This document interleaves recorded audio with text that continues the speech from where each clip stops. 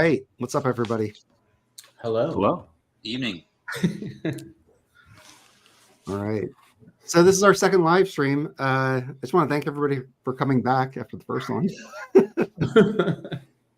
No, I think we had a really good first stream, and I have a bunch of stuff I want to get into. I know there's a lot of titles we want to discuss. There's some like reissues that have been announced that we want to get into. But anyway, I don't want to bogart anything. Does anybody have any thoughts to start or any topic to start for tonight? Well, do you want to start with your lark? Yeah. I mean, it seems like everyone has a copy now, so we can kind of talk about what we think about it. I don't have one. I didn't get mine yet from Acoustic Sounds. I watched Mark's comments on it on his channel.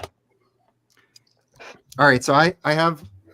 Can I jump in with a couple? Yeah, I'd like to hear your impressions of it, Mike. Okay, so here we go. I did write a couple notes. Okay. All right, so I love Impex, and I love everything they do, and I love this. I think everybody should get this. That said, I will say that the piano sounds really muddy. And I know it's a really overused term all the time, but I've listened to a lot of jazz, small group piano stuff, and this sounds not so great.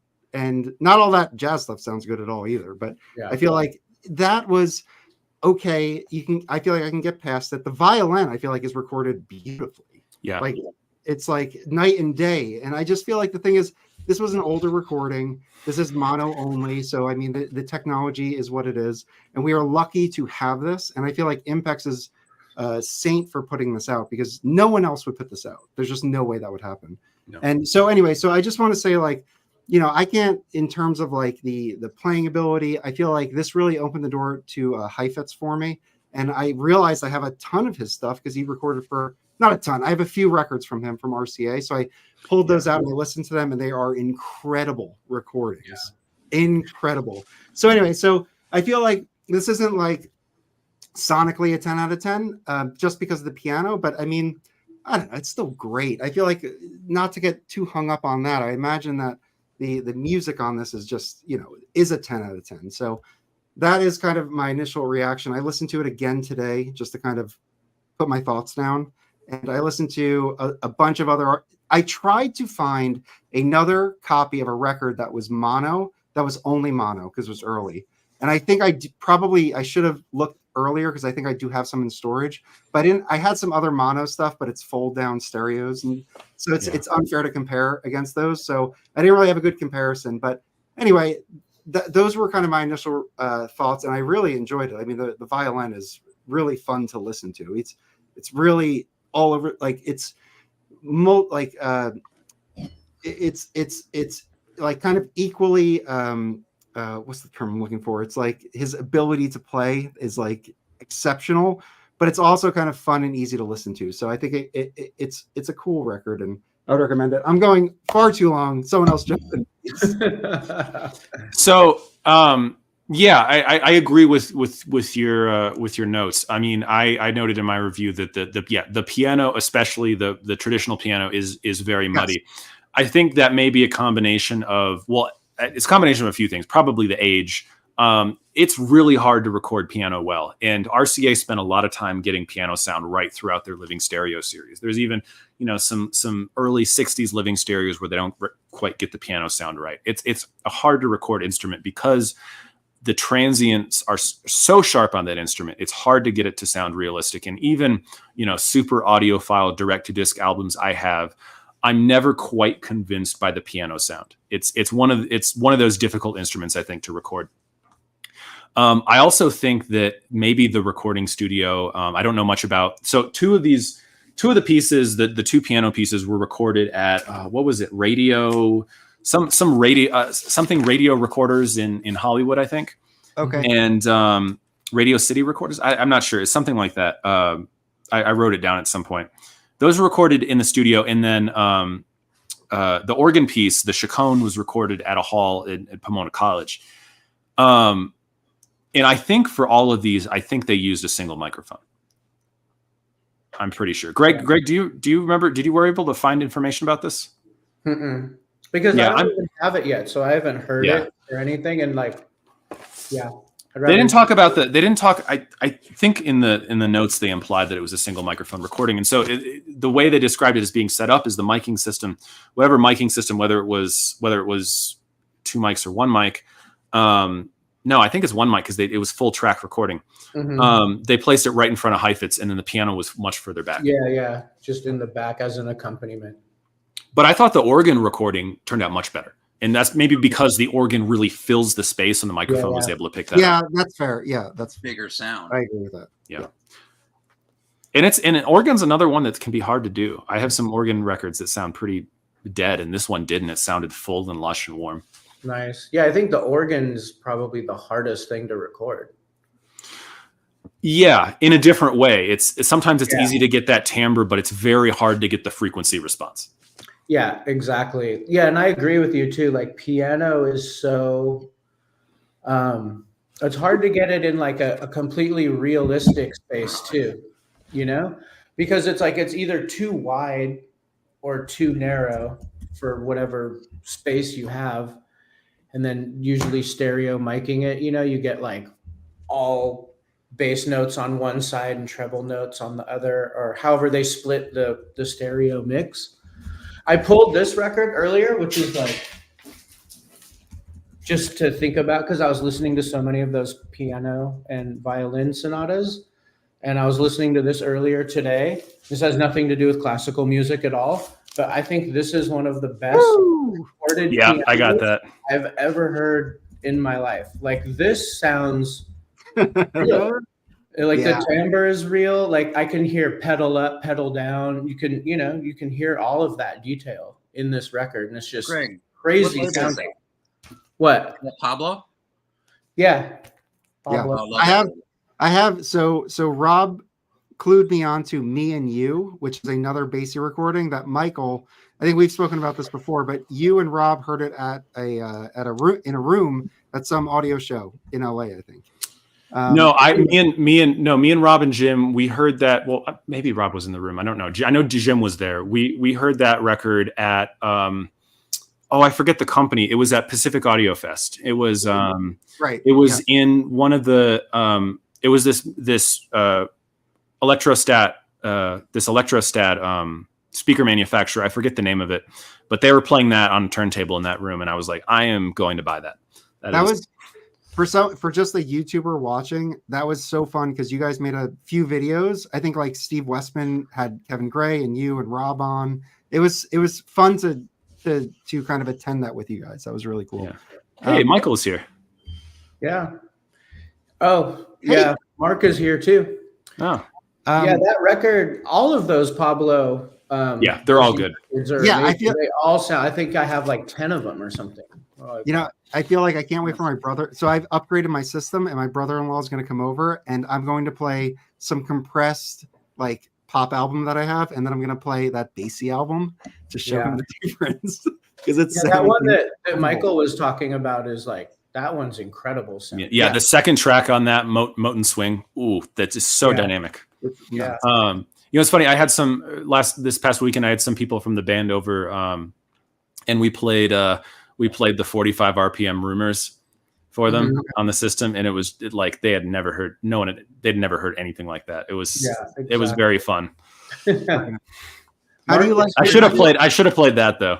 How do you like your room? Because like I know we checked in with you at some point, and you were saying you were still kind of dialing in your speakers and. Yeah, I think I got it now. I think I got this sub in a good place, and also it's funny. I used to prefer the hardbass with the grills on, and they're just a little too smooth in this room with the grills on. And I took the grills off, and it's like, oh, there's the upper mid range.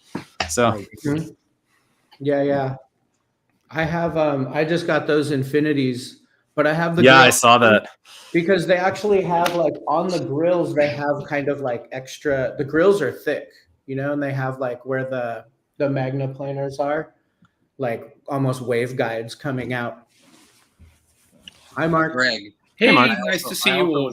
Playing a Can you hear me? related one. Yes, you're good. Oh, what record is that?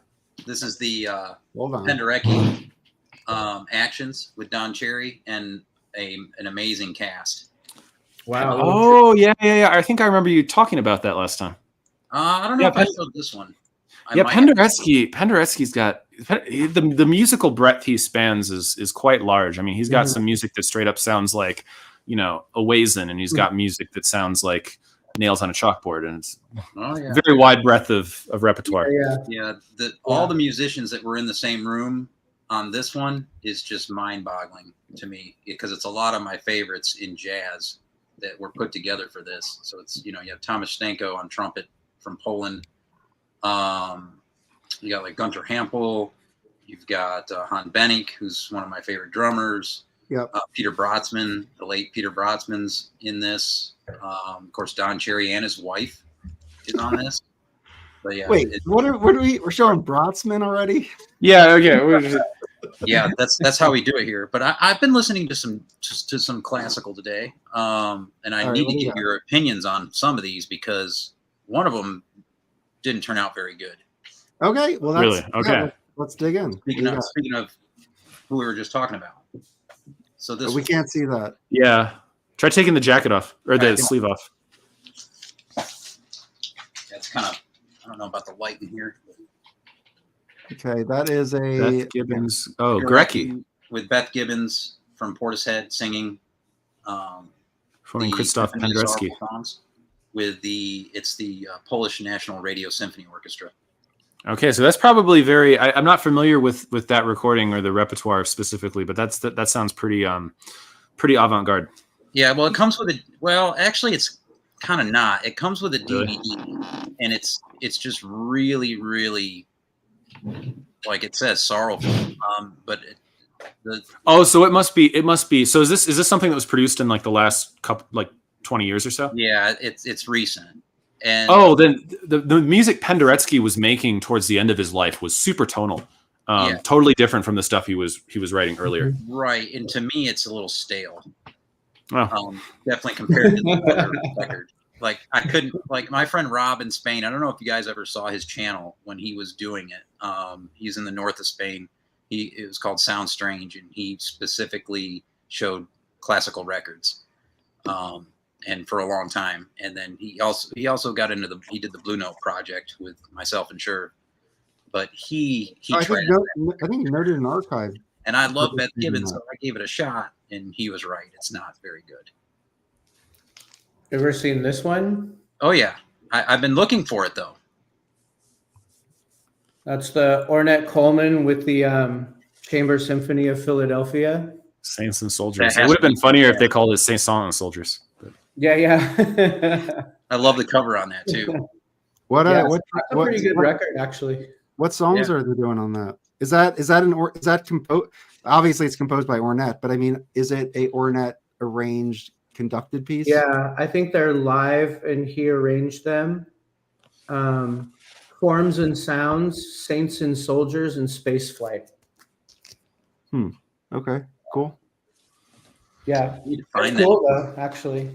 It's still inexpensive too. Yeah, I don't know if it was originally. I just have this like White Dog version of it. I think that's probably the original of when it came out. I'm sorry to derail this. Are people really selling that Basie record for $150 on Discogs? No way. I feel so bad. I should not have made that video. It's all your fault. Your Pablos are like $8 to $10 around. It comes in the territory. Too bad, Michael. If there's interesting things, you have to talk about them. Okay? Yeah, but I bought like three copies of that album for like $12. Right. Yeah. I got mine just on when it was going up for like 35 or something, and I thought that was way too expensive. But I just was like, okay. don't pay $150 for that record. Don't. No. It'll show up. It'll show up in the bins, I'm sure. It is definitely a demo record for sure. It's incredible. If I find one, I'll give it to you. The kick drum on, first of all, just everything on it. It sounds incredible. Can I tell a story? We had a lot of trouble. The distributor for the Reed Muse turntables that came over to set up that turntable. Greg, you remember that turntable I had at my LA place? They came to set up that turntable. We were having issues setting it up. There was the bearing on the tone arm wasn't. They had the wrong screws in it or something. And so the first time they set it up, And I put on that record is the first thing we play on it because I was like, you got to check this out. This record's cool. And, you know, got to play it on an awesome turntable. And the bearing on the tone arm locked up and cut a skip into that record, into my Basie record after I made that video. Now, fortunately, I had 2 other copies of it, but, you know. Yeah. I was like, oh. Is your review appearing soon in Absolute Sound? The review of that read table, that went up in December, I think. Oh, okay. Yeah, I've had 2 reviews go up for the Absolute Sound so far. The Metronome DAC and streamer and CD player, and the Reed Muse table. And actually, right now, I finally got it put together yesterday. I'm reviewing the Michel Giro SE turntable. Ooh, that'll be fun. Yeah, it's a cool little table. It's my first sprung suspension table. I need to mount the cartridge on that tonight because I've been putting it off for other things. So it's time to dedicate some time to that table. I'll look up those reviews if I can. Yeah, that's great. Fantastic. All right. I don't mean to keep derailing the. No, That's okay. Derail away. That's Everyone, I'll put everybody's channel up so everybody can, if you're interested in checking them out and subscribing. This is Mark's channel. So it's Music on Record. And Mark just put out a Heifetz review that was exceptional. I really enjoyed. Yeah, I watched that. Yeah, I enjoyed like the perspective of you learning about organ when you were younger. Oh, so that it part actually, of it. Okay. It actually had me thinking, like, you know, for the people out there, in terms of your background, I know that obviously you're a critic, writer. In terms of like your background prior to joining the Jazz Bums, can you talk about that? Because obviously people are watching and they may not know everyone's background. We honestly should kind of do like a roundtable on this, just so. Oh, actually, that's a great idea. Very quickly. So I'm very much like Michael. I started doing classical music at an early age, around 6, 7. I didn't start that early. Oh, well, maybe that's a good thing. I don't know. At 3. Started singing in a serious choir when I was 7. You know, did recorder and learned to read music just in school, and then I did piano, cello from when I was 8, and I did it all very seriously, classical music, going through school, high school. I got very interested in early music. So I continued with the recorders, which I loved. And I studied with the Dolmetsch family, beginning when I was about, 10 or 11. Now, the Dolmetsch family are a kind of the first group. They were a family and they were the first people to really go for the whole period instrument thing. They actually built instruments, but they were all at modern pitch and they weren't considered exactly period by later standards, but it was all about getting into that style of playing. Then in high school, I also took up viola da gamba, studied music, as we say, read music, which is classical, at university. Promptly got and did a ton. I mean, I played, I conducted, I had my own choir. I did composing, everything you can imagine, and got completely turned off classical music by the end of my studies. Not unusual. Also, I just had I didn't have the standard approach to any of it. Then when I was living in London, working as a teacher, I actually got involved in pop music, and I was working in a studio and writing pop songs. And then I just needed to get the hell out of England. And I actually got this amazing job for NPR in Boston. They needed someone who was one of those crazy stories, and it's a lesson to everyone. I just sent a letter in blind with my resume, and they called me up the next day and they said, we need to interview. They were looking for someone who could write, because I'd done a ton of writing at that point, all kinds of stuff. I'd written about film music for the Financial Times and worked with Carl Davis and stuff like that. And he was someone who can write about music, someone who has a classical music background, someone who has some studio and sound experience. They hired me on the spot. And that's how I came to America. And then I did radio for NPR produced classical music back when they were doing it, and we did all kinds of stuff. We For recorded tons of live.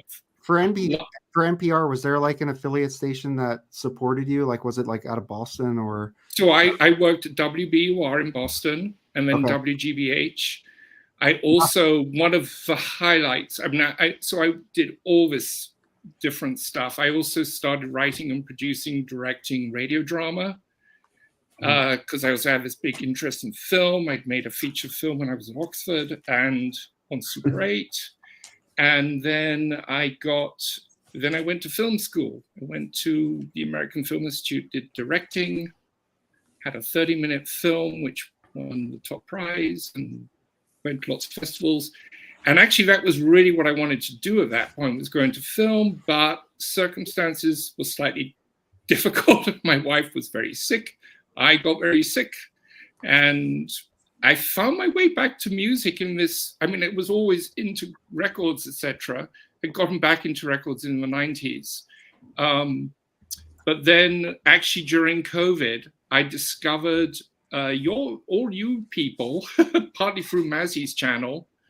And that's how I saw Michael and Michael Muller and a few others.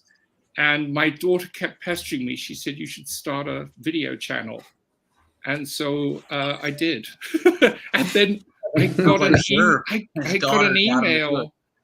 I got an email out of the blue from Framer, who of course I'd been reading forever.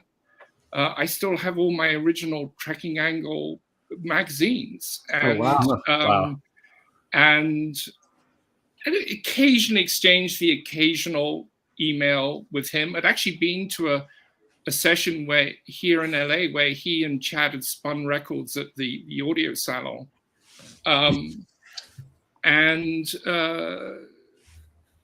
He just emailed me out of the blue. I knew he was starting this new venture. He said, I'm looking for people who want to write for me. Do you want to write for me? And actually, I just asked him one question. Do you mind if I get into the weeds? Because I'd been through enough in public broadcasting and everything to see the dumbing down of culture in general, how people don't take stuff seriously and don't deal with it seriously. Although my emphasis was always to make difficult stuff accessible. You know, I did for radio, I did one of my favorite projects. I mean, I did a 2-hour show about Shakespeare with Ian McKellen. Which was great. I have so many stories, let me tell you. And then I did Rhyme of the Ancient Mariner as a kind of audio, as a sort of radiophonic, weird, sort of trippy dream kind of thing. I mean, this is not standard stuff. So I'm not familiar. What is that you just Rhyme mentioned? Of the Ancient Mariner? Yeah. It's a poem by Coleridge. Which it's one of the great epic poems written in rhyming couplets, and it's about a hallucinogenic journey. And it's also a badass maiden song. Mark. So anyway, so I was always sorry, what? Mark, have you seen Fremer's video where he rewires his house? Oh yes, I have. Okay. A long time ago. It's the best video I've ever seen on the internet. Oh my God. So anyway, he just contacted me out of the blue. And I said, can I get into the weeds? Can I do this? You know, if I want to write extensively about something, if it warrants it. And he said, absolutely, that's what I want. And I want people to write versus just doing videos. And the rest is history. And one of the great treats of this has been to connect with people like Michael, who's amazing. I mean, I look at Michael, he's so young, he's so accomplished, he's a brilliant writer, and he has all the technological side of it that I only have it sort of in passing. And I just look at someone like that and I just go, wow, this is fantastic for classical music. And then more recently, Greg, because when Michael was here in LA, he said, you've got to check out this guy, Greg. And I started watching Greg's channels. And then first of all, I thought, how much money does he have in his bank account? I may have thought the same thing. I was just thinking about time, because I see you do those comparisons where it's like, Man, I don't know if I could sit down and listen to like 5 different versions of La Mer and do it for one video. You have so much more patience than me. Yes. It's taxing in a way, and then it's also like some of those reviews that I've done, or comparisons, it's like I don't need to listen to any of those pieces for probably years to come.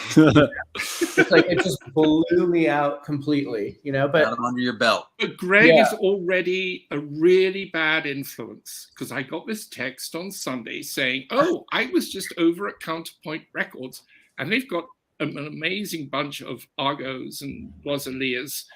And, Counterpoint Records is this really interesting used record and bookstore that's been around forever. Is that the one that's next to Upright Citizens? Yes. Yeah. I went there once. Yeah.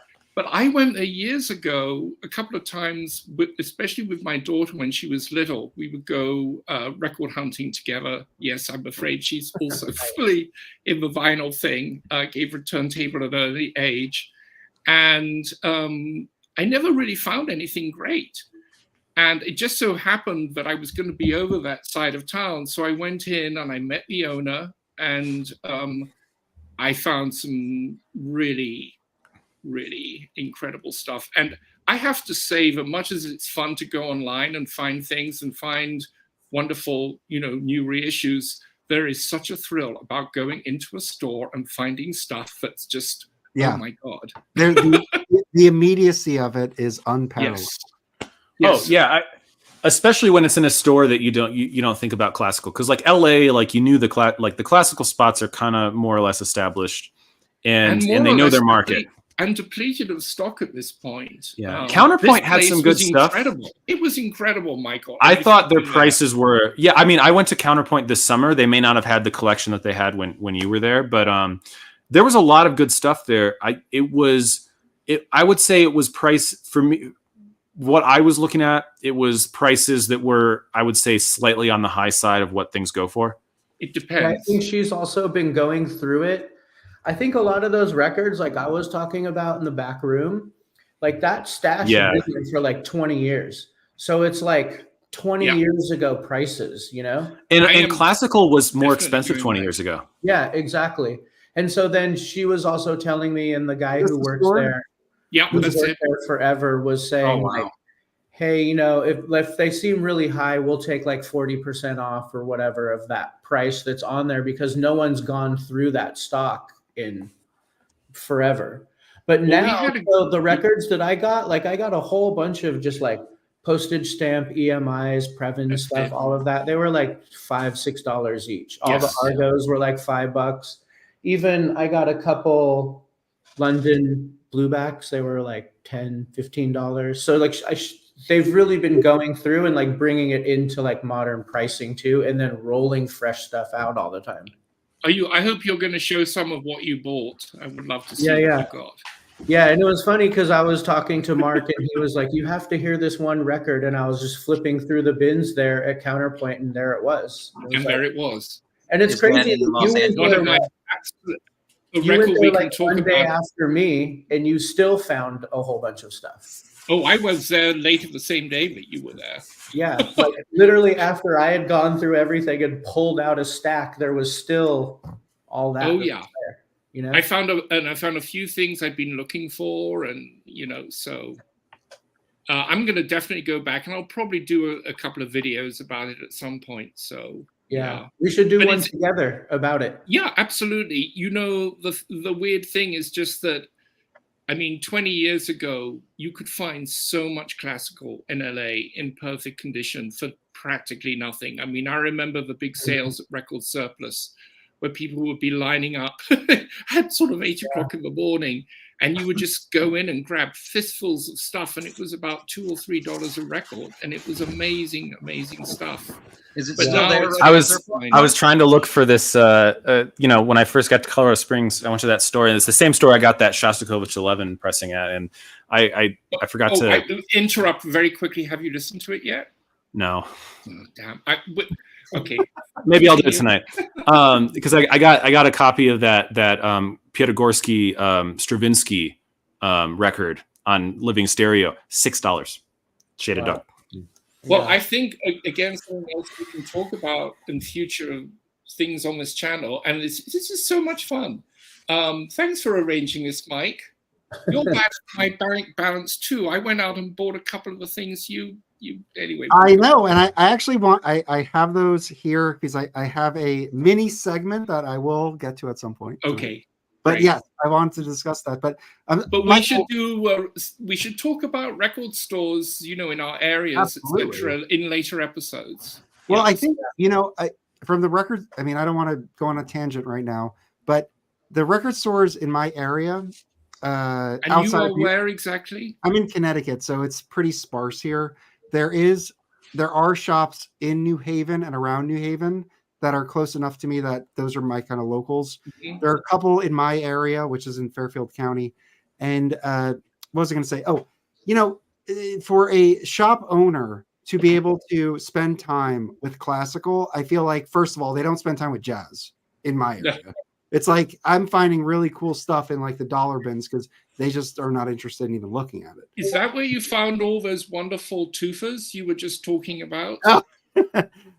No. I ordered those online. Okay. And, I had such fun collecting those, and it was actually I have a couple other series that I'm collecting. It's so hard for me to collect these and not talk about them before because I don't want I want to be able to provide an overview, and also I don't want to blow up the series and make them unaffordable for myself.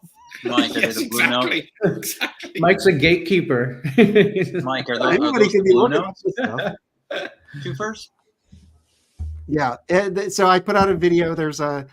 It's kind of like the granddaddy of all twofers from 1964, before twofers were a thing in like the 70s and 80s. And Prestige basically were reissuing their back catalog.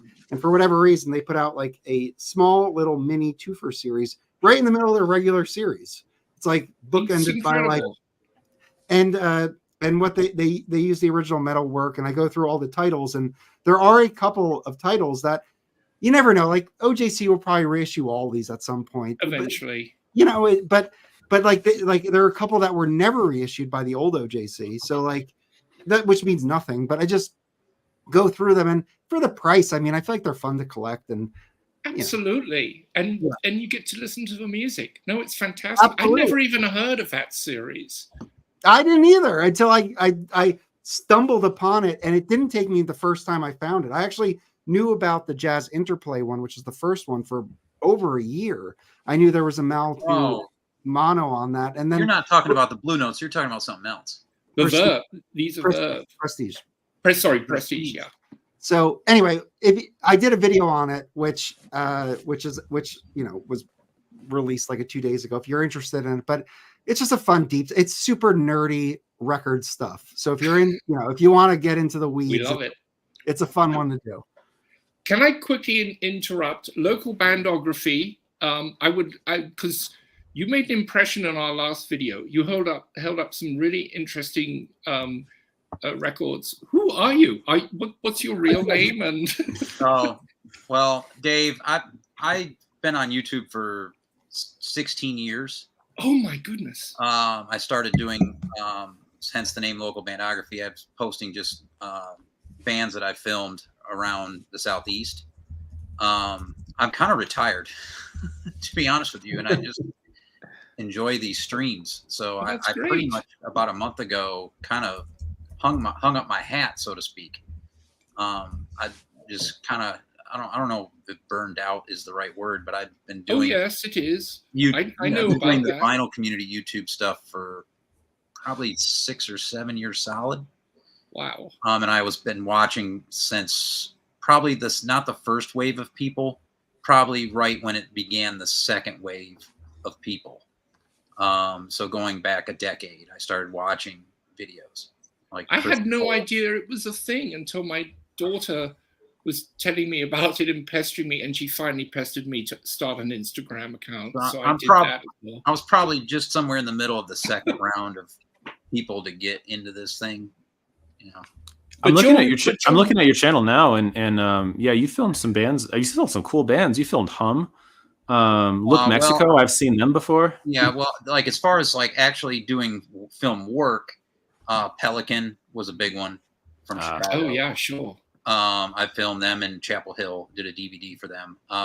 There was Life and Times in Atlanta, band from Kansas City. Some of the guys are in Chicago now. Cinemechanica out of Athens, Georgia was a big band that I was going to go to Europe with for a month and film their whole tour there. I filmed a lot of their shows, but I ended up getting a job and I told the guy when I got hired, I said, "Are you going to be cool with me leaving here in a month to be gone for a month in Europe?" And he's like, "Yeah, sure." And I thought about it. I was like, I got a feeling I'm not going to have this job when I get back. And it was with my degree, so it was anti-money laundering job at the bank. So I was like, okay, I kind of need to not go to Europe. So looking back now, I should have gone. Yeah, those decisions are difficult. Very yeah, difficult. But no, as far as the jazz stuff, yeah, I did the Blue Note project with Sherv and Rob from Spain, and I left those videos up. I took down 600 videos. Dave, what's the Blue Note project for people who don't know? We started to go. Rob at Sound Strange, when he had his channel, he completely deleted his channel. He started it. He's like, we need to review, the three of us, and we'll invite guests as we go along if we don't have the record. You know, because between Sherv, myself, and Rob, we had most of every single Blue Note. Wow. And so we started going through them. And we didn't do the 1500 series. We did the series after. And then there was a guy I think he was in Maryland. He started the 1500 series as a result. And so I contributed to the 1500 to that series also. But we would go and we would basically do a full record review down the line. And then some of them we'd be like, well, this is one of my favorites. I need to do the Encore. You know what I mean? Like, that was, being a trombone player, I was like, I need to do the Encore records. And then Sherv wanted to do some of probably the Jackie McLean stuff, and Rob had his favorites. And so we did that, and mine are still up. Sherv, we had a playlist. Sherv's are still up, and a lot of the other people that contributed. So people would get in touch with us. Hey, I want to do this particular title. And so we would let them do them. All right, I have a beef here. So Christopher is pointing out something, and this is something about people who are on the Discord and who are on multiple social media accounts, Instagram, YouTube, and use different names. I have a hard time kind of catching up. So everybody just needs to pick a name and consolidate it, and that's cool. Oh yeah, well, I was local band director for a long time, and then I went on a trip to Los Angeles, okay, and to stay with Sherv and go on a dig with Alex, who's changed his name. It was Motor 247. Now I forget what it is. But oh yeah, it's a Diamond Marimbas, which is Diamond _ Marimbas. Diamonds are forever. Which is yeah. So I'm stuck with the dumb name I picked when I was. I like 21. your name. Your name's fine. No, your name's fine. When I was mostly doing like emo punk albums, then I was like, oh, this is a heartfelt name. And now I'm talking about 50s classical music. Yeah. But anyway, so when I went out there, I put together as many vinyl community members that was in my circle to meet for the dig. So it ended up being some people from one of my Facebook groups too. There was there was a lot of people that we attacked Amoeba and Freakbeat and a bunch of other shops that day. It was a good meetup. And when I met Sherv's wife, he said, well, you should be called the VC ambassador because you're always putting together these meetups. And I said, okay. So I changed my channel name to that because that was her idea. I thought it was cool. And so I did that for a long time. And then when I retired the channel, basically I just bandography. So. Very cool. So that's the story. That's the story. So basically we have like an OG VC. You're OG VC. For sure. Well, probably the middle of the second group, somewhere on there. Maybe the second group, towards the back end of the second group. So do you guys know Kieran in Montreal, like Needle Groove? Yeah, I remember watching his stuff. Around a long time. Like I started. That's one. I was binge watching him. And a couple. What time frame would that be? Like what years? I'm getting old. I can't remember. Because I started making videos. I think 7 years ago. Well, so I made videos on an old channel that no longer exists starting in like 20. I remember the room I was in, so it was 2014. I was still an undergrad. Wow. Yeah. And then I started my channel in like 2016. Well, hold on. What was the? What did you? So did you publish for a company or something? Was it part of a larger group? Is that what the original one was? What's that? For Michael. You're not talking, like, no. Your first videos, were they for like a? No, they were on a personal YouTube channel that had a bunch of random stuff on it, and I uploaded some videos talking about records, like more like long form, like record reviews. Like it was like only 3 or 4 videos, and it was like random stuff. It was like a Joan Baez record, and then like a Nation of Ulysses record.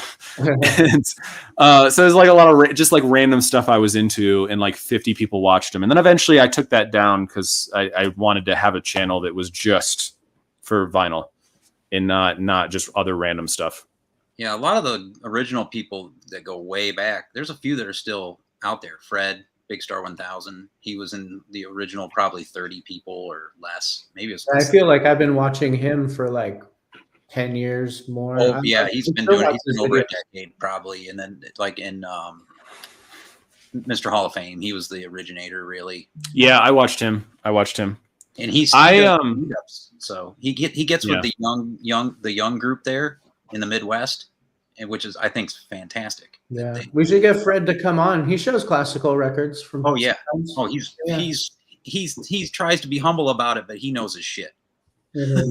he knows his stuff. And which channel is that? Fred Big Star 1000. He actually does 2 channels, one in French where he speaks of course. French, and then one in English. But he's a Frenchman living in Australia, in Melbourne. Well, there we've got something interesting. Yeah, Frenchman in Australia. So he travels quite a bit. Like he just did a dig in Portugal and Germany, and showed all the records he got. Yeah, I think he's one of the only guys in the VC where it's like he'll talk about a record, like some ambient 70s something, and I'll go out and buy it, and it'll just be mind blowing. Like probably one of the only people that like I've really like been watching the show and then like look it up right there and like get it just from his description. He rarely steers anybody wrong. They're all. I've never gotten it and been like, oh, that sucks. They've always been great. Yeah. I just saw a comment from Michael Muller, otherwise known as Noted and Archived. Are we going to talk about his record today? We can table it for another time, but we could mention it. Which record? Oh yeah, he's a solo record. Let me grab it. Do you have a copy? I have mine somewhere. I'm going to be reviewing it for Tracking Angle. I bet great. Michael's watching this right now. Are your ears burning, Michael? Oh, is this Michael's group on DG? It's Balmoria. Yeah, but it's not an album by them. It's his first solo album. Oh, okay. Very cool. Yeah, I went to great record. It's very quickly talk about this. I think we should, since we've all got it. Yeah, let's do it. Michael, also let me know if you want to jump up. I'll drop you a link if you want it. Yeah, so I've only gotten to listen to it once so far. I need to spin it again. I've listened to it twice, and I also went to the disc release party. But this is his first solo album. No, it's not. But it's his first on Deutsche Grammophon. Okay, yeah. It's really good. It's one of those albums that you finish listening to, and then a day or two later go, oh, I want to listen to that again. And it was, and I'm going to talk about this a little bit in my review. It was at a release party in this really cool space in downtown. It was fascinating because it was playing on this gorgeous system in the background, and people would be chatting with each other, having very animated conversations. And suddenly someone in the little group would go, oh, listen to that bit. Oh, listen to that. Do you hear that? Remarkable. No, it's a very interesting album. What are your impressions, Michael and Greg? I mean, I enjoyed it a great deal. I would have to, I need to dig into it really. The first was kind of a casual listen. I love the sonics. I love the way Michael and Balmoret does this, but Michael also does this in his solo stuff where he'll blend the sounds of instruments to make it like a oh, hey, Michael. Oh, hold on. Michael, I think there might be a little Feedback. hold on. Sounds like Michael, a Merz Bow album. Yeah. Michael, I had to mute you. There's a little bit of feedback coming through that is really sharp. Let's see. Speak to us. Can we That hear sounds you? better.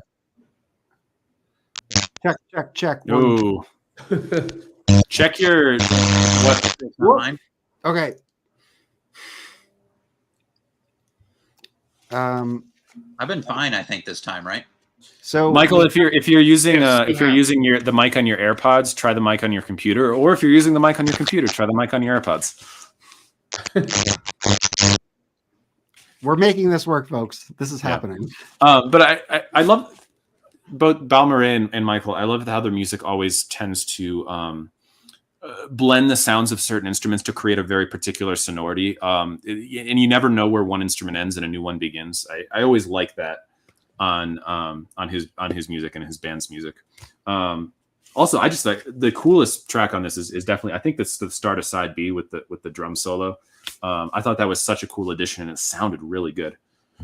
Oh, and the one with the bass clarinet too. Yeah. Which is sort of halfway through the first side. But one of the things that's brilliant about the album is how it's sequenced. So just as you think you're sort of in one musical soundscape, you're suddenly taken into another. It's just a great through listen. So it's perfect for vinyl. But the sound quality, I mean, that bass clarinet, wow. I mean, I felt like I was inside the instrument. And you're absolutely right. When those drums start, yeah.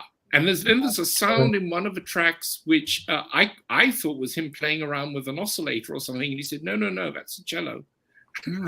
But fed through all kinds of interesting stuff. You know, one of the most incredible musical experiences I've had in the last few years, I went to see Nick Mason's Saucerful of Secrets play live. And this is, if for any of you who don't know, Nick Mason, the drummer with Pink Floyd, he got together with some of the regular people who played with Floyd on their latter-day tours. And he did a tour of, is he back? How's that? Can you hear me? Yes. That is much better. Much better. Oh, Welcome. I'll just Sorry, quickly finish what I was saying. later. But they were doing all the very early Pink Floyd catalog, you know, up to and including Metal. And they were doing all this live stuff with the really old-fashioned analog synthesizers where they were playing. I mean, they were crouched around microphones and amplifiers and doing all this crazy stuff live on stage. And it was absolutely wonderful. And anyway, so I was just saying, Michael, there's that moment in the record where you have this extraordinary sound that I thought was from like an oscillator or something. And you said it was an electric cello or something, a cello fed through something. Yeah, it was just cello through delay. So great. But I was saying how people were standing around talking and the music was playing in the background. And then every so often someone would just say, oh, listen to that bit. That's really great. You know, and that's a great tribute at a LA gathering where people are chatting and all of a sudden they start talking about the music that's supposed to be in the background. But that's very interesting, you know. Anyway, but to be fair, we had it cranked very loudly. No, but it wouldn't do that if it wasn't interesting. Maybe so. It's a great album. Greg, have you listened to it? Yeah, I just listened to it today. It just came in yesterday. And I actually just like sold some gear and traded some gear and got like a new phono preamp, which is kind of like breaking in tubes. So it sounded a little weird. What'd you get? I got a Manley Chinook. Oh, cool. Oh, that's on my, I think if I'm going to replace my phono. It sounds page, incredible. But you know, when you first get new tubes in anything, it's just like they're a little dim till they really open up. But I love the record, and thanks for sending it, Michael. It's so. You're welcome. It's I mean, I'm sure you might have guessed this or know this or whatever, but it's like I love music like that. You know, it's like a record I would get, or you know what I mean. It's like I've always been into sort of that style March 15th. of music that just combines like ambient and a little avant-garde and some noise and all of that together, and it's just done. And see, I'm not, and I still loved it. Yeah, like other than classical, I have like a pretty big ambient collection and like modern stuff and 50s and 60s stuff and lots of Japanese ambient. Well, you know, ambient, the whole idea of ambient, and we're sort of putting this label on it, but it does have elements of that, which I'll be writing about. But that actually goes back to people like Eric Satie, who we showed some records of his last time. He talked about writing furniture music. Literally coined the phrase furniture music, music like music for music for your living room. And this whole idea of going in and out, this was something that Eno talked about in relation to music for airports. This whole idea that on the one hand, it's background and it's foreground. And actually one of the most interesting records to listen to, there's Music for Airports, which is generally considered the first ambient record. But then this wonderful, there we go. An original. It's incredible. Yeah, it's incredible record. The band Bang on a Can, great contemporary music band. They did an album where they played it on acoustic instruments. It's very interesting to hear it reorchestrated like that. It's cool. A wonderful album, Bang on a Can. See, I think of all of that stuff really as, in a way, like you could call it classical music, you could call it Western art music, whatever, but there's a lineage, I think, going all the way back to music through like Terry Riley or Elian Radic or any of these people that came from last century into Autechre and Michael, and you know what I mean? To me, it all seems like one continuous line, from way back till the record you put out yesterday or whatever. It's all there. And I like seeing that your label is picking up on modern musicians like yourself, Clark, Moby. I mean, some fantastic. I have the Clark stuff on Deutsche Grammophon. It's fantastic. Yeah. And all the classical hardcore people are just in shock horror about this. They're just they hate it. God, what is Deutsche Grammophon doing this? But actually, there's a long history of the label being very involved in modern music. Oh yeah, the Xenakis records, the Stockhausen records, all of the which are the best sounding albums ever released on Deutsche Grammophon, by the way. Absolutely. I mean, the Stockhausen, the Takamitsu, the ones from Japan, the Takamitsu records are. I almost brought those to show. I have a bunch of those. They have gorgeous. The music does nothing for me, but they sound cool. Yeah, I actually love Takamitsu. I do like Takamitsu. The Stockhausen, when I was an undergrad, I was trying to be cool. I was like, yeah, Stockhausen, this is great. Buy Stockhausen albums. Like, I had to pretend to like it. And then I'm old enough. I don't care. So I have actually been to a Stockhausen opera. And I'm here to say I lived it. I lived through it. I survived. But they did Gesang der Jungling, Donnerstag aus Licht. Oh, I bet it was a ton of fun. Oh, the biggest mountain of pretentious claptrap you've ever witnessed in your life, and almost impossible to listen to. But it was at Covent Garden, and I sat through the whole thing, and his son was playing trumpet. His son's gone on to make, I think, really cool records with ECM, etc. Yeah, I remember hearing about his son. Yeah, he's part of that whole new wave of European jazz, which I think is really cool. I love all those people like Boogie Whistletops. That name is just great.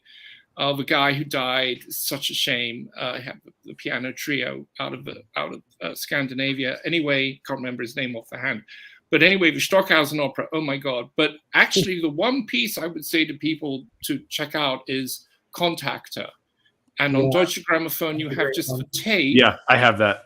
But on Virgo, you have the version which is tape and piano and percussion. And I think that's a really cool piece that you can kind of get into, even if you're not into this kind of music, because you can relate to the sort of the musical incidents, explosions as they. I took a doctoral seminar on all this music in like the second year of my DMA, and it was like all the Stockhausen and who was the player piano guy down in Mexico? What was his name?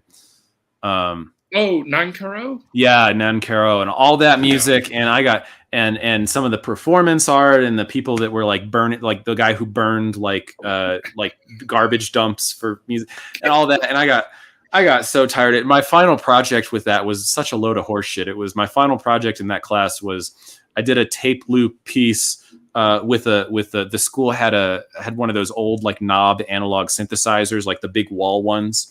I did a piece for tape loop in that, and I took a YouTube video of Black Hebrew Israelites yelling at people on the street and looped that into an analog synth piece. It was called Black Jesus Hates Everyone. And that was my final project in the class. This video is coming down. Hold on, Since Michael. Michael Noted and Archived is here, anything you would particularly like to tell us about your Yes. album? Yes, just to jump off of Mark here. So I just wanted to frame it up as, can you talk about your process for these 10 tracks? I think there's 10, and how you compose them. What was kind of the process? And then also, I just want to talk about the cover art. What was the decision making? I know this is obviously like the opposite end of the spectrum after things are done, but like, I feel like I could read so much into this. Like, is this a stylus? Is that what's going on here? I'm just kidding. Diamond tip stylus. No, nice to meet you officially, Mike. I've been a long-time viewer and follower. Yeah, nice to meet you. The artwork is by a local LA painter named John Zabawa. It's called Stones 4. He did a series of paintings of just kind of abstract stones that are touching in the center. And I was just a fan of his work and had the chance to meet him once, and we kind of got on well. And I asked him if he could make a painting, and he was really busy working on a show. And I was like, what about this painting that I'd seen on his website? And we tracked it down and got it and used it. It kind of just feels like it's kind of the confluence of two different things to make a single image. So the concept with this album is that each track has a different musician collaborating on each track. So there's 10 tracks and 10 different people, one per track. So the baseline of everything is the same from my contribution to the performance. And then there's these other voices that kind of add some dynamism from one track to another. When you say the same, is it identical, or are you playing with them on each track, the same composition? This was actually made in the deep pandemic. It's been on the shelf for a little bit, so happy to finally get it out there. But I played Mellotron and an Oberheim synth and a Rhodes organ. So one of those three instruments on each track. That's like the through line, and then everything else. There's a drummer, a bass clarinetist, a guitarist, modular synthesist, a vocalist, two vocalists. So it's kind of, there's a little bit something for everybody, but it's sort of just. Where did you record this? I recorded it all at my home studio in Los Angeles. Yeah. Do you send files to people to send back with like their contribution, or do you have rehearsal time? Like, what's the process in terms of getting the tracks where they need to be? Yeah. So everyone except one person was a personal friend or someone who had worked with in the past, or met or playing live. So there was only one person, which is the Australian guy Rama, who's the percussionist on track 6. He was the only one that I hadn't met before, so everyone was super down to do it. So I made like 20 tracks and then culled it down to the most salient 10, and then kind of had my dream list of the people I would love to collaborate with, and sent them out, and ended up with what's on the record. And they recorded each of their parts in their own spaces. Okay. So, and then I mixed it back at my place. Cool. That sounds amazing. Yeah, it's technically neoclassical as far as the digital streaming platforms are concerned, genre-wise, but I think it's a little more amorphous than that, or hopefully it's not as easily slottable into one category. And I love that in terms of like the way I see it is like in terms of like the avant-garde art music, like more on the I don't want to say rock music, but like more on the not classical side. This music is definitely considered neoclassical, but from the classical music side, neoclassical means like a very different thing. Yeah. Yeah. That's above my pay grade to understand all that. Have you guys heard this record? The Virtual Shadow Ensemble? No. from New Zealand. This was Nope. made similar during the pandemic, where the musicians obviously couldn't get together, and so this is absolutely fantastic. It's called Keep Your Distance. I mean, there's a lot of Incredible. Oh, sorry, I didn't mean to cut you off. Yeah, no, go ahead. I was just gonna say, there's a lot of albums that were made that way, even 20 Yeah. years ago. I mean, Yeah. one of my favorite. I mean, this is not classical at all. One of my favorite bands or super groups of all time is this band called The Sound of Animals Fighting, which is guys from Circa Survive, RX Bandits, Finch, a lot of like 2000s post-hardcore bands. And the way they recorded it is literally this guy just had this vision for this album. The former sax player in RX Bandits, he had this vision for this album. And he just got the best drummer he knew to like lay down like an hour's worth of like drum music, and then brought in a guitarist. And he's like, let's write to this. And that the album was built from the ground up that way. Yeah, Yeah, even we spoke with Adam Levy, who's a jazz guitar player, and he was saying that on his new record that he put out, he shared the tracks. They recorded in the same space, but he shared the tracks ahead of time so they could basically rehearse without rehearsing together. And then when they came together, there was a huge efficiency there. And then also our friend Louis, he's like a power pop guy, and he collaborates with people all around the country, and they don't rehearse together either. So it seems like it's just a way, for creative people to create music together. You don't have to be together. Totally. Yeah, But very cool. it's very interesting because and the cover, of course, it also, I love the cover. I love the design of the whole thing.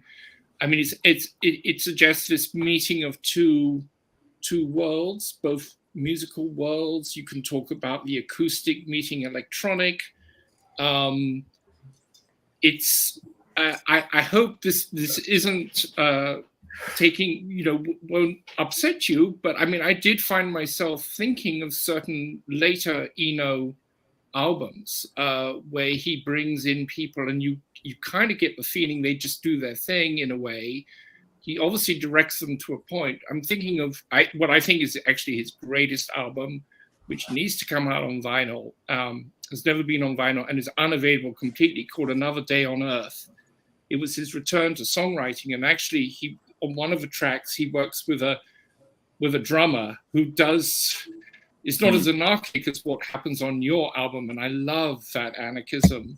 But throughout the album, these other artists come in, and it's not what you expect at all. And he did a little bit of this on the albums he did with the British Poet, where he mixed his sort of beds with contributions of other musicians, and then the person speaking the poetry. So your album, I mean, immediately I found myself thinking about that, which I don't think is, that does you any harm by that comparison at all. I don't know if you're familiar with that work. I've not heard that. It's really, I find very interesting this confluence you have between acoustic and electronic, and this idea of sound as sound, but music as sound, and all of those kinds of blurring of lines. But I think it's very difficult to bring that off without it just meandering. And the record doesn't meander. I was wondering how difficult it was for you to sequence it, because the sequencing, I think, is brilliant. The way it leads the ear in one direction and then you go in another, and all of that. Was that something you had to think about a lot, or had you in mind as you were putting it together? I didn't really have it in mind, but it was a process and something I took very seriously and spent a lot of time. And also kind of making it, the format being optimized for a vinyl production, of not getting too long and keeping things succinct. And also in this day of age where most people are listening via YouTube or Spotify, track at a time. Yeah. I tried to keep, nothing's longer than like 5.5 minutes, I don't think. So I do love long form, repetitive drone things, but that's not what this really is. I mean, I would love to see you hear you do this album live in an interesting acoustic space. Have to get an oboist on the case too for the live I wonder ensemble. where you could find one of those. Third time a dozen. Michael, Yeah. Michael Newton Archive. Can you talk about your experience with DG? And obviously, you've worked with them on Ballet projects. This is now your first solo project on DG, but not your first solo project. So it seems like you have some really great support from the label. What's your kind of overall experience in terms of working with them and setting up your projects?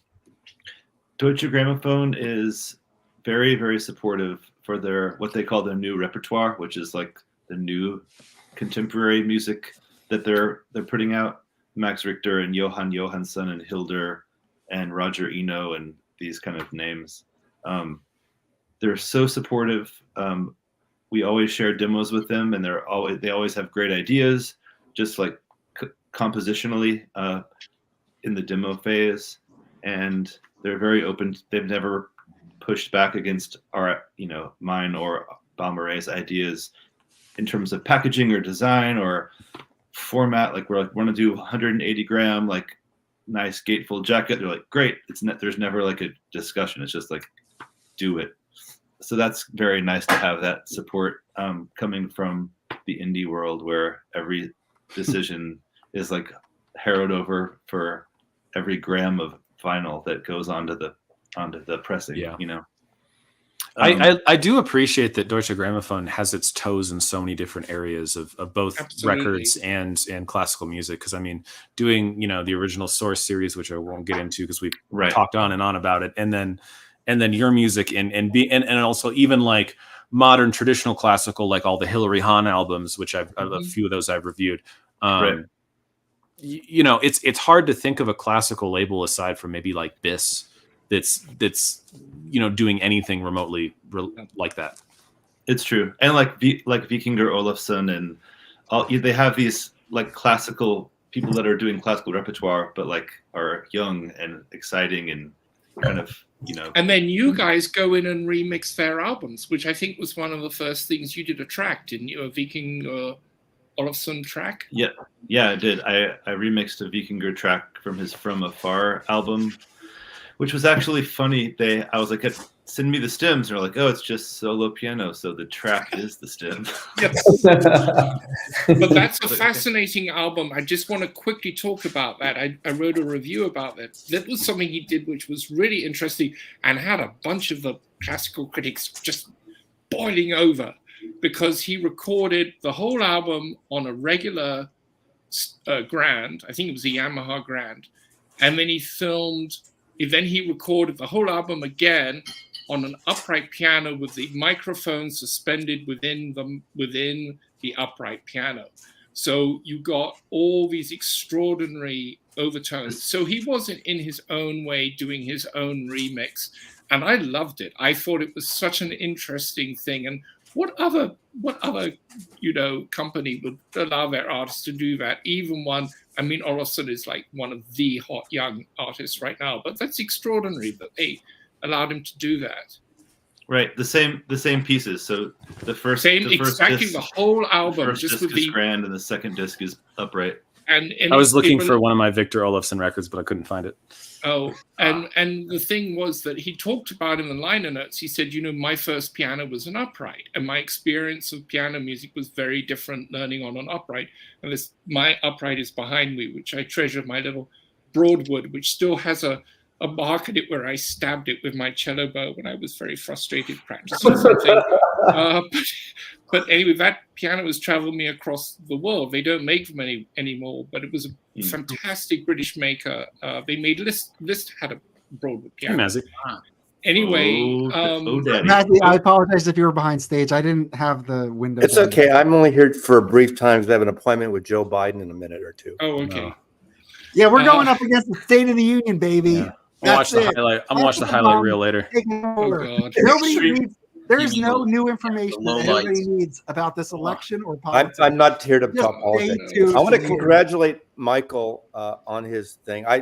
Michael's one of my favorite people. We've met twice, I think, or give or take. Yeah. I thought we were talking about violin music on here. Yeah. I pulled records. I got violin records. I'm going to leave in a minute, but I just wanted to give a shout out. Aside from Michael, the 50th anniversary is happening right now of the Kronos Quartet, and it was just announced yesterday that Hank Duff and John Sherba, the one of the violinists and the viola player, after 40-something years, is leaving. This is a wonderful album from 1991, Kronos Black Angels. This has work by George Crumb and Thomas Tallis. And is that the one with what's the George Crumb piece on that? I used that in the film. It's Black Angels. It's Black Angels. The title, beautiful photograph by Matt Mahurin, who also did the photographic cover of Tracy Chapman's first album.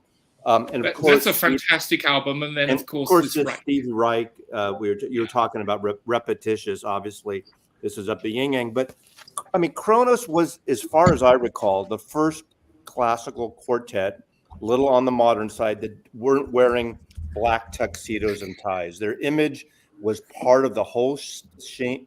They did those early jazz records of Bill Evans and that type of thing originally, and then went to None Such back in the 1980s, and have been with them most of their career. But they have 1,000 different composers, everyone from John Cage composed for them to Tom Waits to Tony Williams composed for them.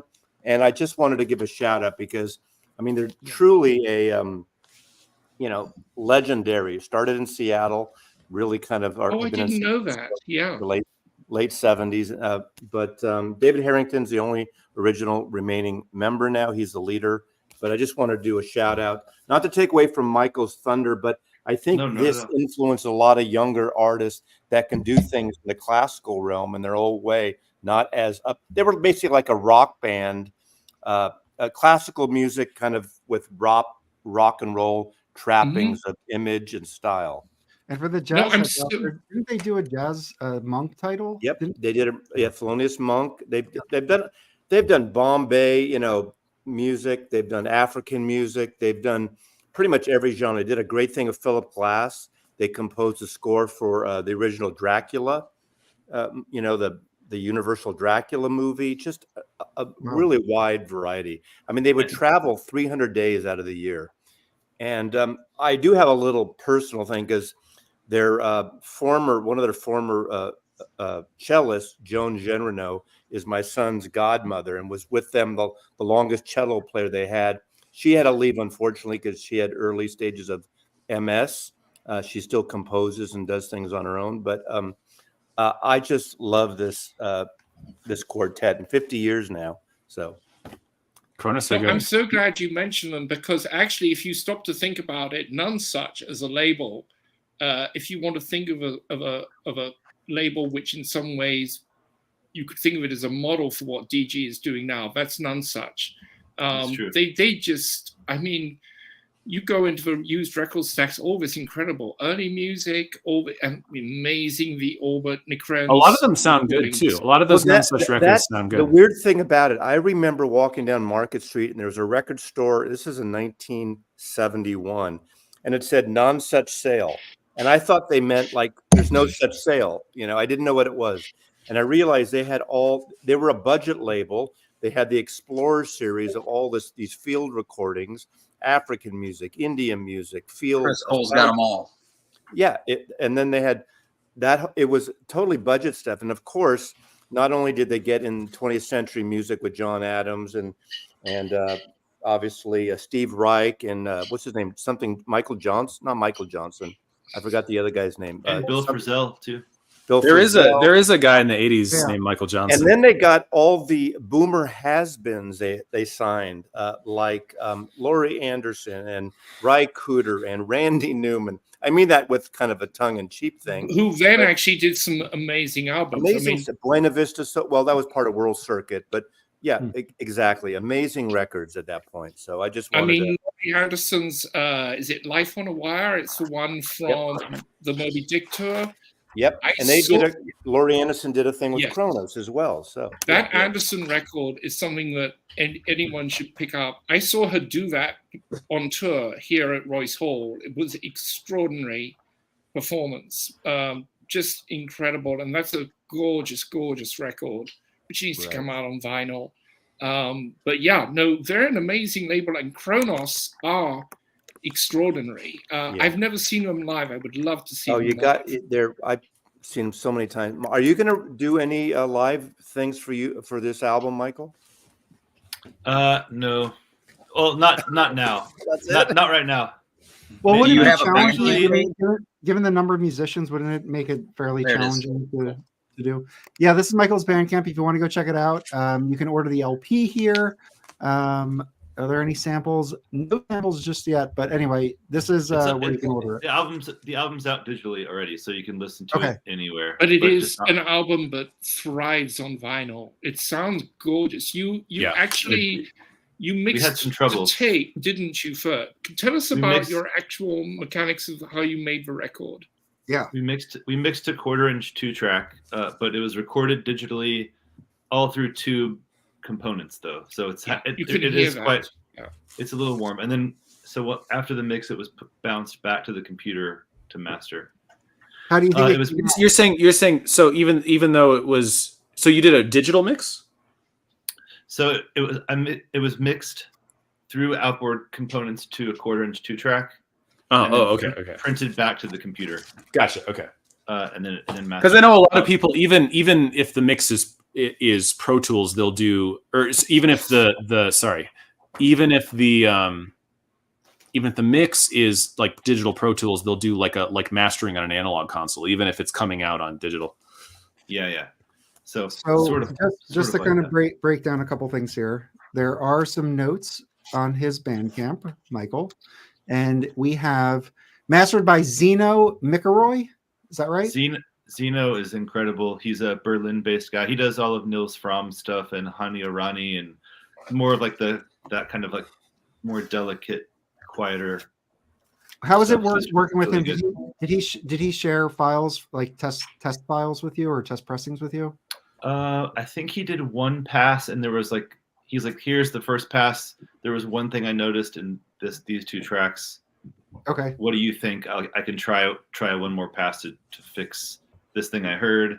And I was like, I didn't really hear that, so I think we're good. Nice. But we did do 4 rounds of test pressings.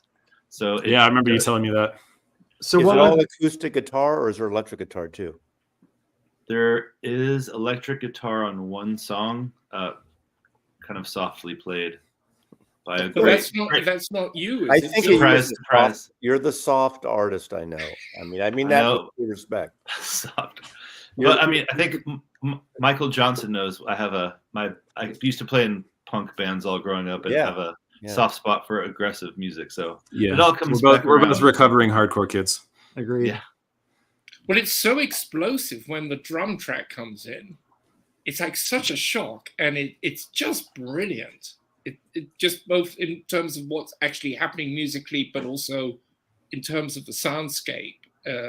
That's what I love about the album. It surprises you all the time. Good, thank you. Yeah, the final track is the only track that has a stringed instrument, that has cello from Clarice Jensen. She played with most of the new Max Richter stuff and all the Johan Johansson, and she's an insane cellist. And then there's, I think, bass clarinet, and then everything. There's not really any other classical music instruments, really. But yeah, I think there's hopefully something for everyone, and it definitely rewards an active listen. So, I mean, obviously, put it on in the background when you're painting, Greg, and zen out a little bit. But also, like, if you're sitting with nice headphones or sitting and like trying to. I should listen to this with headphones. That would sound good. I just kind of I've been like re-getting back into. See you, Mazzy. I've been getting back into headphone listening for a while because it took me a while to realize how much better a headphone setup in some ways can sound than 2 speakers in a room, because there's so many factors you remove. And you got the new headphone head, I saw. Yes, the IKEA. Yeah, does anyone want to see that? It's not turned on. Let me turn it on first. The IKEA, man. Has anyone seen these? It's the most disconcerting thing ever. Oh, God. Yeah. Oh, no. No, Michael. Negative Ghost Rider. This is like something in Doctor Who. It's a little alarming. That's who Michael plays the stop walking across the room. So what type of headphones are you using? Right now I'm using a pair of Focal Clear headphones, the originals. Ooh. And it's going to a wonderful You wrote tube a headphone. rave review of those. Yeah. I love these headphones. Now, at some point, I would love to get the Utopias. I had the Utopias, so the rep for Focal, not the rep for Focal, one of the distributors had sent me the full Focal headphone line at one point. It was very overwhelming, and the Arche headphone amp, the Focal headphone amp. And so I just had all these Focal headphones here, and I really only had time to write like 2 or 3 reviews. I wrote one of the headphone amp, one of the Clears, and one of the Stelias. Did you have to give them back? Well, I bought the Clears at demo pricing. All the others I had to give back, yes, and the amp. But at some point, I really want to get a pair of the Utopias because those were amazing, and they'd probably be my end game headphones. Are the I've never Utopias found a close pair back? of headphones that I like. Sound great. Sorry. Go ahead, Mike. You never? Sorry, what was that? Oh, just I asking. never other- found headphones that I really liked. Oh, sorry, but those sound amazing. The Focals you talked about. The Focals they're great for everything unless you want like this big wide soundstage. The Focals don't do that well. Well, what they do well is impact and transient response and just making you feel like the vibration of the music. Focals do that so well. And so when I'm listening to anything with like drums in it on the Focals or just like the resonance of bows or something, it's out of this world. If you want giant soundstage, get Sennheisers. Yeah, I almost ordered a pair of those today on Amazon. Sennheisers? Yeah. Did you guys watch I think that video? that's what they were. I know Rob definitely watched this, but did you guys watch that Chetsky video with Steve Gutenberg? I need to watch that. I thought that was a particularly good interview because of just how he approaches like his listening, and he like acknowledges that it's not for everybody, which means it's probably for nobody, honestly. But it's at such a level that I feel like it's so fun to hear him talk. Anyway, I don't know why I just thought of that, Yeah, there was Sennheisers. but it was pretty incredible. Yeah.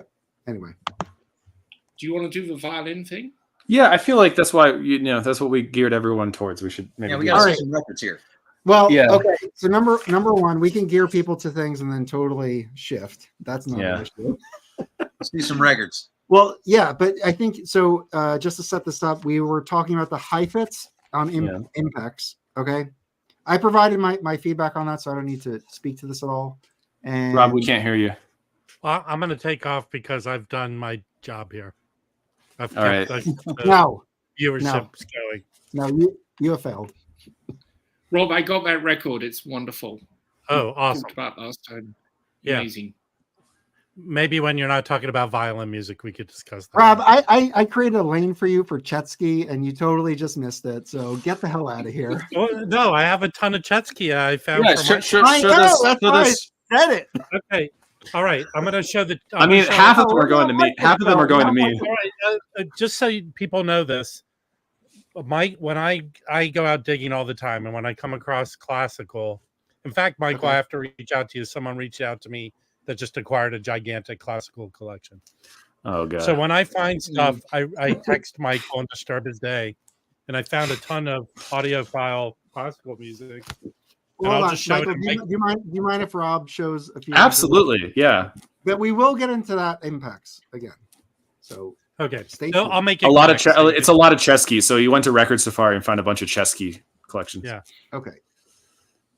So Michael, you said some of these that only Chetsky ever put out. Yeah, so the ones that I wanted to grab are Chesky did a lot of classical records in the 80s, and some of them are reissues from the RCA Living Stereo catalog, which I think AP has done better. But some of them are recordings that were either never originally issued and Chesky dug them out of the archives, or they're recordings that were good recordings that were only issued on like things like Quintessence, and they did audiophile versions of them. And what? So and I what have other. What years are we talking about? You're The pretty. recordings or the records? Both. The recordings, a lot of them are 60s recordings, but the records came out in the 80s. Yeah, late 80s. So your camera's not very clear, so you might have to read out the Yes. the Yeah, local it- performers. 240p, we meet again. Yeah, I'm a victim of massive people on the internet at the same time. Your video resolution is very poor. Okay, so I'll try to fix it last time. Is this coming out? List. Yeah. List and Donyani, that's it though. Liz. There we go. Yeah, this is a Chetsky. It's variations on Nursery Song. Yeah. Okay. And what's the label look like? Is it the white Chesky label on that? Yeah. These are all going to be stereo. He only put out stereo. Red. So it's red. Okay. Uh, And generally speaking, if you're digging and you see something interesting that's a Chesky, is it just worth grabbing because the price and quality? I would say not if it was reissued by either Classic Records or Analog Productions. Yeah. Yeah, I don't grab the ones that are the living stereos.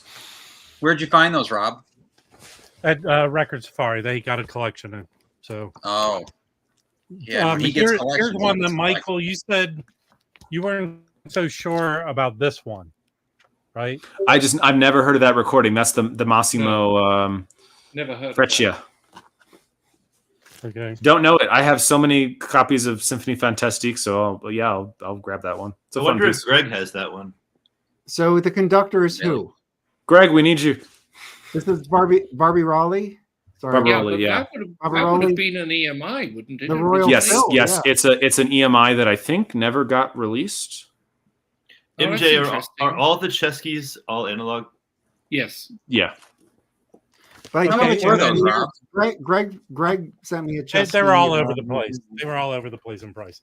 Here's Okay. some other ones. This is Oh, but before we decent- get off Chesky, there's one Chesky. If you see it, you buy it. And I mentioned it the other day, although I got the wrong symphony. It's Brahms Symphony 4, Fritz Reiner, with I think the Royal Philharmonic. I think I have a couple. That's the one we I have saw, a right? couple over in the stack over there. I do Yeah, have that- one Reiner, but I believe If- that was issued by Classic. that's the and- one. If you see that, you get that. Oh. It's one of the best Okay. recordings of Brahms 4 ever made. All right, Okay. I'll drop a link for anybody who wants to put this in their want list. All right, here's three Yeah, I other wonder- ones. Before I leave, here's three other ones that are not Cheskys that I picked up. Okay, hold on. Everest. This is a Oh, yeah, this that's is wonderful. A DCC. Our OG Everest, do they sound good? OG, Yeah, I just like showed an Everest record. Some of them are really rough. Some of them are good. It just depends. I will grab them sometimes, and I just like sometimes even if they're the original label, and I'm like, what the hell is this? But some of them are great. But the This is, reissues, like the DCCs, are really, really nice. Yes, those are mastered by Steve Hoffman. Yeah, they're Okay. really worth, and you'll find them for $20-$30. That That's the one I was excited about. your camera that's a good one. is absolute trash right now. It's just not so my you know. camera; it's the connection. But I can't It's drunk and having a deal party. with it for now. Okay, this I got two copies of. Oh. This is an alto pressing. That's a record Ooh. you showed, Greg. I'll take that off your hands. It's coming to me. Buyer. You beat me Come to on. it. Wait, who said I'll take that off their hands? All of us. Okay, like Michael. I have two copies of this. You give me a Balmaray record, and I'll trade you for this. You got it. Oh, Okay. there you go. Darn it. And then I would well, say one to and anyone, if you see alto records, you buy them. Yes. Yeah. They're rare. The one- amazing. The one I really want to get is I want to get the Shostakovich 13. I have it here to show. I So finally found a copy, and it's Hold on. unbelievable. So the Unbelievable. alto records is, and I'm sure the panel is going to be able to provide more detail. But Michael Hobson started Classic Records in the United States. He had a partner. That partner created alto in Europe, right? And I forget his name, but he is also he's produced stuff on other labels that are for jazz. Like I'm forgetting them off the top of my head, but he's a exceptional producer. So those alto records are essentially classic records, quality. Yeah, and they're just they're exceptional. That Shostakovich 13 is very hard to find at a decent price. I have the original, but it's all crammed on one record. No, because they split it onto 3 sides, and it's scored for basses, bass choir, and is it just strings or is it full orchestra? I can't remember. But the sound on it is Previn. I mean, it's like Previn. Any EMIs, analog, you buy them. Postage stamps. They're some of the best things out there. Oh yeah, that's a great record, Rob. I have that one. Yeah, well, this is Michael's. He wanted the, so I found the. Is that Bruce the Springsteen on the super cover? Ashkenazi. Again, I would say all Jews look alike, but he's not really Jewish. I love the King's Super Right. Analogs. All right, thanks for coming. I was just Thanks for gonna. coming up. You talked about that Reiner Brahms 4, and it inspired me to pull out this. I didn't even know that. I never knew this living stereo existed, but I found it in the wild. See you, Rob. I found this in the wild. I don't even remember where. I found this years ago. I got this at Amoeba in LA, the old Amoeba, back when it was down Sunset. Still worth going to. It's amazing what you will find there. Oh, yeah, Beautiful. hell. Yeah, so it's all the individually released ones in a box set together. So it's Gorgeous. Boston Symphony, Chicago, and Vienna. Yeah, Wow. with Reiner, Munch, Monteau, and And Karajan. that's gorgeous. What's Yeah. the actual label on the inside? Is it? It's Shaded Dog. Oh, Karajan's not your favorite, right? I love early Karajan. I love the stuff he did with EMI and Royal Philharmonia and in Vienna and all that stuff. I just don't like Karajan when he was directing Berlin. Why is we that the could do a case? whole show on Karajan. What do you I got think? some of it. What do you think the big difference is between his early versus his later stuff that delineated that way? Like I say, we could do a whole show. Yeah, maybe we should. And it got You just slow, lugubrious. That's the my teacher. My teacher in my DMA. He studied with John Delancey, not the Star Trek actor John Delancey, but his father, John Delancey, the principal oboe of the Philadelphia Orchestra. And he said, whenever I went in for a lesson and Mr. Delancey used the word lugubrious, I knew it was over. I knew I was in deep shit. Good. Wait, hold on, Greg. Didn't you just get this one? This Brahms 4? Oh, that's gorgeous. This one's insane. I mean, Sounds so any good. Bruno Walter is just. If you find the classic records, Bruno Walter, and there are a couple. Oh, that's the 45. I didn't even know that existed. Yeah, isn't Yeah, that gorgeous? Clarity. I've got the 33. Yeah, Clarity likewise. vinyl. Wow, Yep. very nice. High Classic record fidelity. pressing, right? Is it poppy and clicky? Because those Clarity vinyls can be It's not. This Wow, is still you got sealed. lucky. I just got this a couple weeks ago. great. Yeah. So is Yeah. that's double 40? We're starting to get into the classical porn here. This is That's a, a double it's a 4 by single-sided. Single-sided. single-sided. Yeah. That's so dumb. I got one record in the mail this week. No, I'm kidding. It's obviously There awesome. you go. Ooh. What do you got here? Very record. Oh, this is cool. I started learning the Barrio Sequenza at some point, Did you and really? I can't. yeah, believe and then I stopped, and I was like, "This is stupid."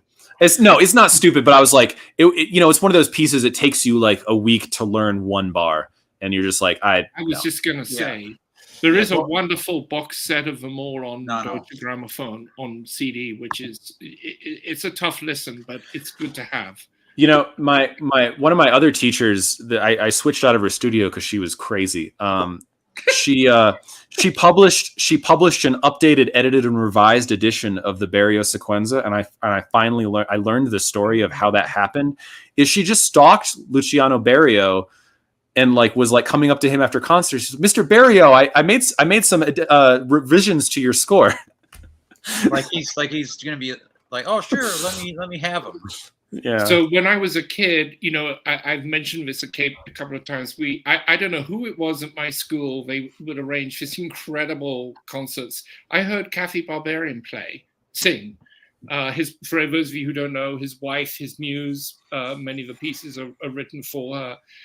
An extraordinary singer, did a lot of modern music. She was extraordinary. The other one who was like that was an American who also heard live, and again as a teenager, Jean de Gattani, really fine vocalist doing modern music. Sorry to interrupt. Go ahead, Michael. No, I'm the one interrupting. But I wanted to. I just had one quick follow-up question to Michael. Noted in that archived. One is that single-sided 45. That did not come in the red box. That was just a regular issue, just 4LP. Yeah, a lot of the classical ones. Yeah, they just. How did they come with a gatefold or what? No, they'd issue the cover and then a bunch of plain white sleeves. It comes like this, and then that's right. I've seen that before. Each subsequent record is usually in white, but some of them are full. I have a couple of them that are all art, and they have little stickers that say disc 1, disc 2, disc 3. Disc 4. Well, I don't want to be too long, but Greg sent me 2 classic records, classical. Thank you so much for those. I feel like there will be an opportunity to at least show one of them, but I did want to shift because now we're an hour and a half in to the Heifetz, to the Impex. We have 2 of the utmost professionals here who did killer reviews in multiple formats. And I feel like we need to get into this because this record I feel like is really fun. We spoke about it a little bit earlier, my opinions on it. I'm just going to shut up now and let you guys take it over. I missed what you had to say, so I'll go back and watch that, Mike. But I'm assuming you liked it. I liked it, but I did have a criticism. I thought the piano was very poorly recorded. But I don't think that's not on Impex. That is just no. They gave it a not unusual sound for that period. Well, we were discussing that backstage, right? Yes, and I wanted to just be clear on that. I felt like the violin, and Michael, you were talking about how it was probably mic'd up for the violin and the piano. Always. Yeah. A secondary kind of recording. But I think Heifetz's sound on this is extraordinary. Yeah. And the organ, I think, even sounds good. And that hall they recorded it in, I think it works well. The thing I spent there? No, I haven't. Bridges, the hall in Pomona. Yeah. So I looked up photos. It looks like a beautiful sounding space. You should go and play there, Michael. Live. I should, yeah. When all of you. When Uncle Sam lets me free. But I don't know. The thing that I spent the longest time that just bugged me on this is when I was writing up the first piece, and I was like, but and I saw something on Wikipedia about him playing what's the Respighi? No, but not the Respighi, the other edition. Right. And I was about to remark that in the review, and then I was like looking at the liner notes and it said Respighi, and I looked at another review, it said Respighi, and I'm like, okay, that's weird. Let me just, and I went on IMSLP and I was just like, let me look at the music, and he's not playing the Respighi. No, everyone, it's on the jacket, and it's been reprinted on every liner note since. How has nobody caught this? You could just, the music's public domain. You could go, he's not playing the Respighi. This is why we have musicologists and critics who actually pay attention to this stuff. I love that you caught that. Because I love that kind of detail. But it's just like, I shouldn't have been the one to catch that. Oh, yes, you should. No, but absolutely. I mean, this shit happens all the time. Pardon my French. Yeah. But I loved your review was fantastic. Just perfect.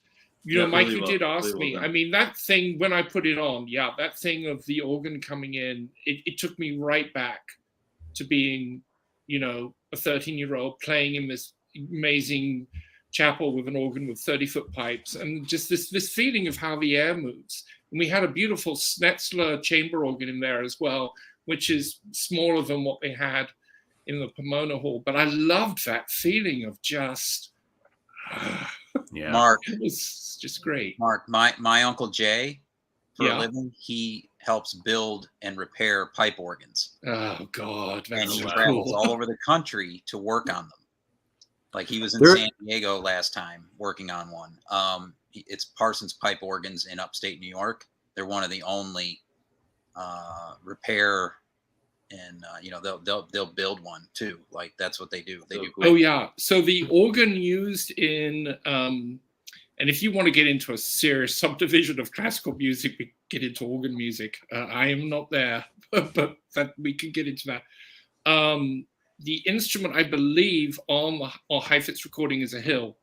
And the instrument we had at school in our chapel, built by Henry VI, but the organ is a later organ, hill organ with 32-foot pipes. And it is something else. Interestingly, I'm just going to quickly grab something very, very quick. It's right here. I have to take off, guys. Lovely to see you all. Michael, it was great to see you. Michael, Yep. my See local you all will soon. carry your record, by the way. Lunchbox carries all the Belle Marais. Oh, cool. Amazing. Great. Yeah, so I'll be able to get it right down the road. Nice to Thank meet you, guys. Michael. Hey, See you come soon. visit. Come visit Colorado sometime. Oh, it sounds good. We can hike Pikes Peak or something. I had just See ya. All right. Have a good night. Bye, Mark. You Bye. in Colorado Cheers. Springs, Michael? Cheerio. Yeah, I am. Okay. Yeah, Steve Carlson. But- Steve Carlson just moved to Denver from the Yeah. DC. So very quick, what I was saying, I had read Michael Framer did a review of a phono stage, and he talked about this particular set of records, which I then was in Amoeba, and there it was. Whoops, there we go. And I had just listened to this. This is a series called Encyclopedia of Organ Music. It's mainly French organ music, recorded by Arato in the 70s. And this is music by Johann Adar, famous organist, composer. This is played by, I think, his sister. Anyway, Michael had written about this in review, and by chance, funny things, I had seen these records in the used bins for years and had kind of just ignored them. When it comes to organ music, my favorite is Messiaen. I just love Messiaen. Oh, right. I love Messiaen as well. And Yeah, when I need to our find organist at the somebody end to of a service would strike up into one of the big Messiaen pieces, and it would end with the whole place shaking with the 32-foot pipes, I was just like in heaven. And it's one of the things, the tragedies of Notre Dame, is they have this incredible organ there. And But they were able to save it, I believe, right? I believe they have. Yeah. Oh, Yeah, but wow. the I set- didn't think about that. The Messiaen. Fire. The It's not Messiaen- ancient though. That organ was from the 17th century, so it wasn't like Well, but come on. the organist. Well, the church is from like the 11th century. 11th century. It's actually where modern contrapuntal music is born. That's a whole And that's the thing that frustrated me about the conversations about Notre Dame, because I remember there's this like social media backlash of like, oh, you care about Notre Dame, but you don't care about like other blah blah blah place of worship burning. It's like, oh, please. no one cares about Notre Dame because it's a church. People care about Notre Dame because there's the genesis of like Unbelievable all these history. different strains of art and music. The gargoyles and everything, Hunchback who lives up in the Belfry, Charles Lawton. But anyway, that's another thing. Yeah, no, but like modern harmony was invented for Notre Dame. Yeah, that's a whole other wonderful conversation we can have. But I'm not one of anyway, those. Don't worry, I'm not one of those weirdos that collects Leonin and Peritan records. That's not me. So that is me. So I actually after that Monroe set came out, I put on a concert of that music at school. God, really interesting, challenging stuff to sing. But anyway, Mark, nobody knows what we're talking about. no, well, yeah, it's the beginning of modern music. But anyway, I got a question for the panel here when we get a chance. okay. So anyway, what I just wanted to say, that recording of this is not a composer I know particularly well. He's kind of like a slightly watered down Messiaen. But this is another incredible organ recording. I wouldn't have known about it except for, Framer mentioned it in his review. Absolutely stunning. And It's got to sound great if he's mentioning it. Well, who Yeah. put that out? What's the label on that? it's Erato out of France, which is Arato records can be great. Is it fair to say like a lot of the French pressings are excellent to get? Yes, Okay. including the Yeah. Mozart. French I mean, I Cecily, feel like you and I'm finding that to be the case outside of classical, but also the rule for classical too. I have Well, some fine. French EMIs that are really good. Yeah. And I Yeah, have the Shaka general Khan rule, record. as we mentioned briefly, the general rule, I could have dug out a bunch, but I didn't. But the general rule is there's a whole bunch of repertoire that was of French composers recorded in France by French artists. The Jean-Philippe Collards, Michel Berroffs. Those, you're totally safe getting the the French EMIs. There are also French EMIs of British EMIs, but you're better off getting the British EMIs. But then they do this wonderful EMI reference series, which is what the Mozart piano sonatas that you showed last time, Mike, and that I then quickly got a copy. I have them here. Hold on. Oh, and this gets us back to violinists. There's the segue. Yeah. So, okay, actually, before I even show these, hold on. I want to show this. Give me a second here. Boom. So, Messiaen. this is how this got on my radar. I believe. Oh, the ERC. So ERC puts out classical. They really prioritize classical. So I feel like I totally give them their due for their title selection. Except they don't master the records. So anyway, so it just gets them on my radar, and then I kind of look to see if there's some available. So for these, the ECM one has never been sold. I think the original price was around £3,000. It give or take. Easy. It wasn't. I mean, it was a lot. It was incredibly expensive. So that's this one. But then I found out that EMI out of France put out it's this same exact thing over 2 boxes. So I just purchased them. I think I paid like $30 or $40 a piece. But this and then this is essentially the same thing. So I got those, and I thought one of them, it was sealed. So I mean, it was like mint condition. I bought for a reasonable price.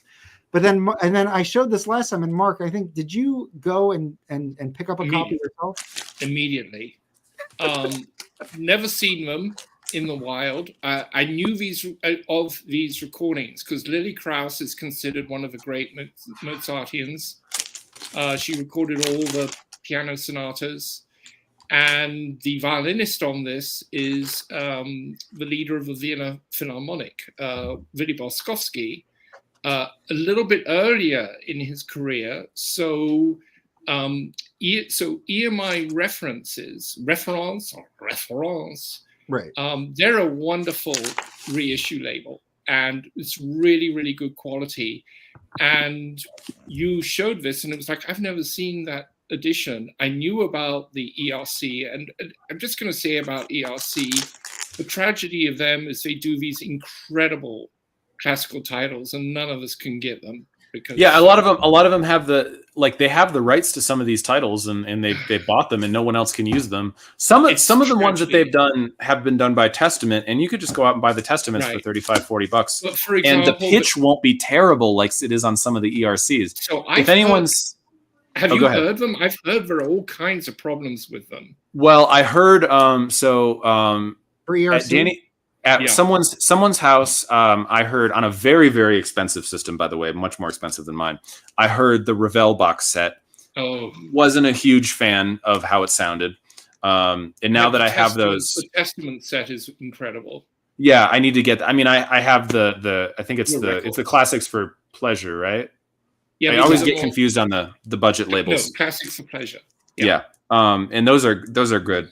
But the Testament reissues, some of these super expensive, rare violin records, Testament have done. And Paul Baraka P. Dub did a great video on this where he compared the Testament reissue. I think it was the Ostrich Beethoven Violin Concerto. He does wonderful videos. With the Testament and the ERC. And the Testament, the pitch was stable on the Testament. On the ERC, it was all over the place. So I got some of these. It's funny. I got some of these violin concerto records to show. The Testament reissued. Oh, nice. The Beethoven Violin Concerto, David Ostrich. Wonderful recording. Leonard Cohen. These records are pricey if you want to find the originals. Yeah. But they're still intermittently in print on Testament. So you can get them. Testament, I can never tell what's in print and not a print. Here's David Ostrich doing the Mozart. I have the original of that, yeah. That's gorgeous. Leonard Cohen. Cogan's one of those violinists that collectors pay enormous bucks for. Yeah, because his records did not sell like some of the others did. They didn't sell the way Yehudi Menuhin's records did. Yeah. What's the one you just showed? I haven't seen that one before. This is the Mendelssohn and the Mozart. Yeah, isn't that like a split piece or something? Like is it all Cogan on that? So it's Konstantin Silvestri is the conductor. It was wonderful conductor. Yeah, and one side is Mozart Violin Concerto No. 3. and the other side is the Mendelssohn Violin Concerto. What is the building on the cover there? Do you know? I actually don't. It's kind of intriguing. The Academy of Beautiful Science. cover. Beautiful. It looks like an cover. opera house. Yeah, I very should. cool. I look, don't even know the- that intrigued by old record at all. buildings, That's, oh yeah. I mean, this is not the original of this is not crazy hard to find, but No. we don't often get the Cleveland Orchestra on EMI Sound.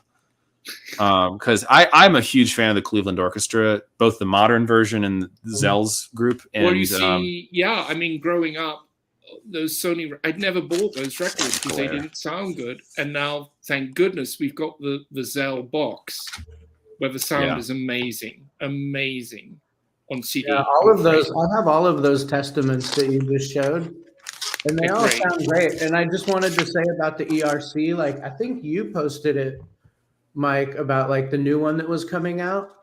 And so like I have Somebody beat me to it.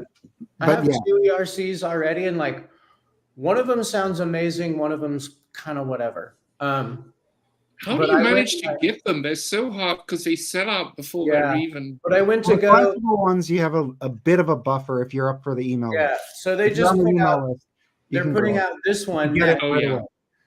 And that's the Testament, right?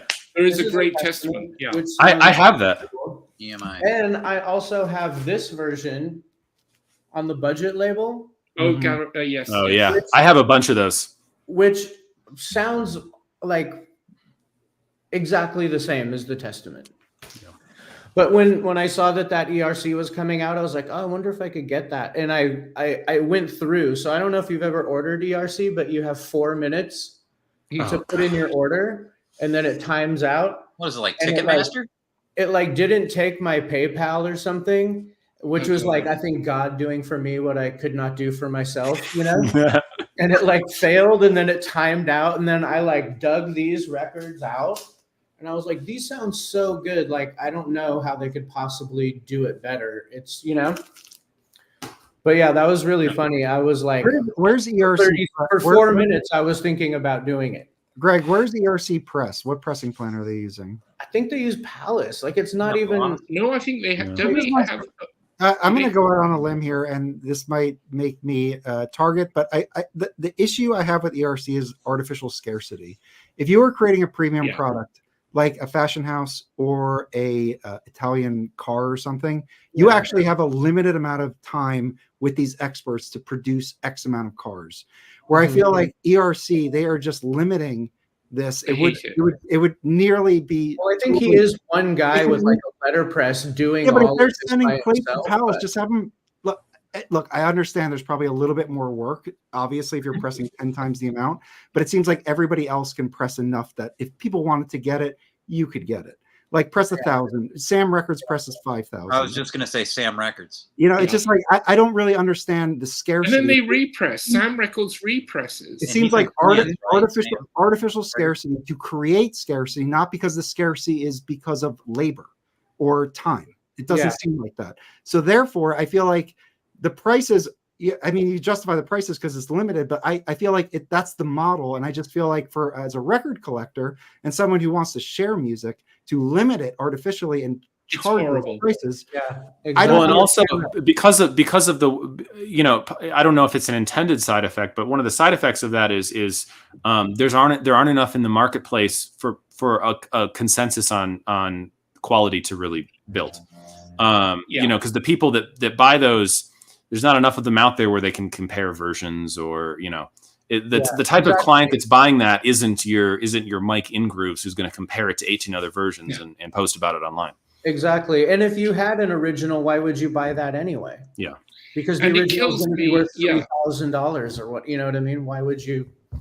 And it kills me because they're choosing some really amazing titles. I mean, they did the Klemperer Mahler 2, although you can get a great postage stamp of that. But one of the ones they did is a pianist I want to mention, a French pianist, who I think is just exquisite, called Marcel Meyer. Marcel Meyer, Meyer. There's a CD box set of all her recordings, Les Introuvables de Marcel Meyer. She did a lot of French Baroque music on the piano. She did Bach, Scarlatti, just exquisite pianist, and they put out some of her music, some of her recordings, and it was just like, because those really, I don't think those have even been done by EMI Reference, that series. I have somewhere EMI Reference, the Walter Geezer King doing all the Debussy piano music. I was looking for it. I couldn't find it. Wait. You're talking about the ones he did on Columbia in the 50s?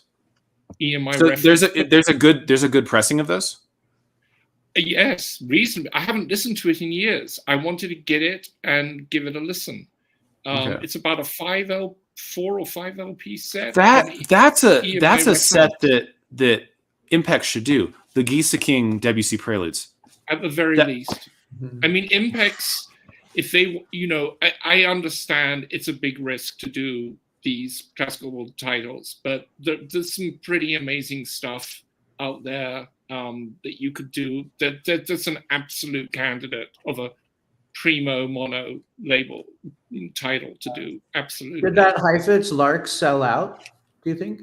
Not yet. I No. could check. Because I doubt looked it at very a couple much. spots and it was sold out, but And that's in mono, right? Yes. Yeah.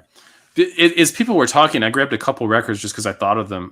Because some of these records that ERC have done, the original pressing is insanely expensive, but a lot of these insanely rare, like British, like EMI or stuff like that, classical records, they have other pressings that exist elsewhere. And the one that I thought of is I have this French pressing of this combined box set of the Barbaroli Mahler 5 and 9. I've never seen it. No, I've never seen that. That's great. Yeah. I think I have 9 on postage stamp. I think I have that. Because I know the originals of both of these are insane, but I think I got this for like $30. Oh, that's so great. And does it sound okay? It sounds pretty good. I remember breaking these out when I was reviewing the Bernstein box. Yeah. How many LPs is that? I think this is 3 LPs. Yeah. I think it's 3 LPs. Nice. Yeah, so I need to go back and listen to this. Yeah, so don't ignore French EMI, German EMI, and they're like the German ones. I think are they pressed by Telefunken? I can't remember, but anyway, they're very good quality. All the Telefunken stuff, yeah. Okay, I have some violin stuff to show if you want. Wait. Okay, wait. Before you do that, I grabbed this specifically because you talked about finding this obscure record that Michael Fremer posted about in review, and I remember years ago, Michael Fremer posted about this Beethoven Piano Sonatas Nimbus record that he loved. You've talked about this, yes. I only have volume 3. I'd love to get the other volumes at some point. I remember you doing this on your channel, and you Did really I? like this. I don't remember the stuff I've talked about anymore. I love this record. Piano And it has the good ones. It has the Appassionata. It has the Waldstein. What have you got there, Dave? What was that you were just showing I was us? listening to some piano sonatas earlier. Oh, is that on Bartok. Superfon? Look at that cover. Superfon. Oh, This is that's really, really it's an amazing label. It's got so much good stuff. Variable pressings, but great performances. That's a Noble Records find. Actually, if you want to Janacek. dig out, Mike, here's one, because for you jazzers, there's a fantastic Martineau, all jazz. Oh. You know who Martineau is? I do. Yeah, I played his Oboe Concerto a few times. Oh, yeah. I mean, he's wonderful. If you like Bartok, Janacek, those guys. Yeah. Next step, Martineau. Huge. I always had a compare. Martineau. I always think about Martineau, and maybe his writing is more varied, but definitely the Oboe Concerto. The Oboe Concerto is neoclassical. So absolutely, he goes into that area. I definitely think about him in the same area I think about as like Mio. So there's a whole album of his music inspired by jazz, and I think it's called The Jazz. It's on. I have a copy. It's on Superfon. I think it also got reissued by someone, probably from a digital master, but it's wonderful. If you go on to Discogs, so his symphonies are amazing. I discovered him in my teens, and the only recordings were on Superfon. And then there's a great box set on Decca of all the symphonies with the guy with an impossible name to pronounce, Jerry Berlalovec, or whatever his name, Jerry Berlalovec. Do you know, Michael? Can you help me? I don't know. I just recently learned how to pronounce Celibidache. So, I have Celibidache stories, but anyway. But the thing is, we all brought violin records. We should get to violin records at some point. Yeah. I started conducting with a pupil of Celibidache, so he would take me to concerts that Celibidache did in London with the LSO, which were unbelievable. Celibidache was very quickly, hugely reclusive, etc. But the LSO every year, deal with the LSO was if you went to conduct the LSO, you got one rehearsal basically, and you did the concert. With Celibidache, they cleared 2 weeks out of their schedule. They would do no commercial work of any kind, no work with any other conductor, and he would come in and he would work with them for 2 weeks. And I've never heard them sound better. Incredible. I heard him do Prokofiev Fifth, which was incredible. And he used to dance on the podium. He would wiggle his bottom. It was just the funniest thing. I like that video. It was incredible. I like that video of him in rehearsal just screaming the word viola. Has anyone seen that? There's this I forget what piece they're doing. They're doing this like beautiful, like intense, like one of those slow movements of something, sounds Shostakovich or maybe Bruckner or something. And he's in rehearsal and he's just all of a sudden he's just like, viola! Viola! and it was like, what did he want them to do? I don't know. God. But the thing about studying with someone who'd studied with him, he had the most incredibly precise baton technique. It was a fantastic technique. So you could really communicate very clearly what was going on to the players. It was a great basic technique to learn. But I don't know if you can find that album on Discogs. It's a super fun Martineau jazz something or other. Wait, I found the video. Mike, can you show the video? I just put it in the private chat. I can try, but honestly, is this what Mark's talking about right here? The link? Hold on. I need a link to this. To what? Sure. What you just talked about. All right, hold on. The Celibidache. Yeah. I don't know how to share just the YouTube thing. We struggled with it on Livestream. Oh yeah, that's right. Worry about it later. It's in the private chat. It's funny. It's just a funny moment. Anyway, I grabbed some. I just grabbed some interesting. I realized I don't have that many like violin, like chamber records, like violin recital records, because I have 8 billion violin concerto records, and I don't have that much stuff that like violin or piano or solo violin or things like that. Same. I don't want to interrupt you, but like I tried to go back to my small little collection, and everything was with like strings. Mm-hmm. So I really had no, because what I really wanted to do is, since this was mono, I wanted to hear how other mono potentially could be recorded or stereo recorded violin and piano. And I've got a few things here, so we can get into this. Okay. Yeah, I got a good stack too. Well, there's two have similar, so there's two wonderful ones that are still in print from Analog Productions, part of the Living Stereo series, and it's definitely at least the Heinrich Schering one is core repertoire. There's this wonderful record, LSC 2620, Rubinstein and Schering, Beethoven and Brahms violin sonatas. Yeah, you know what? I don't have that, and that's Analog Productions. Yeah, this sounds great. This is the new Analog Productions. Yeah. And Heinrich Schering, I love Heinrich Schering's violin tone. It's so. I mean, Heifetz is amazing, but Schering has this like kind of more old school, like resonant sound. Yeah, I've only recently really gotten into him, and he's great. But I have a peep. Oh yeah. Yeah. You have this one, Michael? Greg's at me. Yes. I have. Now what's that, Greg? Yeah, what's that one? Okay, what's that too. one you're showing, Greg? Tell us about that one you're showing. The rapid fire. Yeah, Greg, jump in. This one I like a lot. It's a little thin sounding compared to some other ones, but also I love Schering. I love his playing. I've said this in my own videos that like throughout the classical repertoire, it's like having played guitar in bands for like 25 years, I feel like the violin is the closest instrument to like my own sense of intonation and tone and feel and all of that.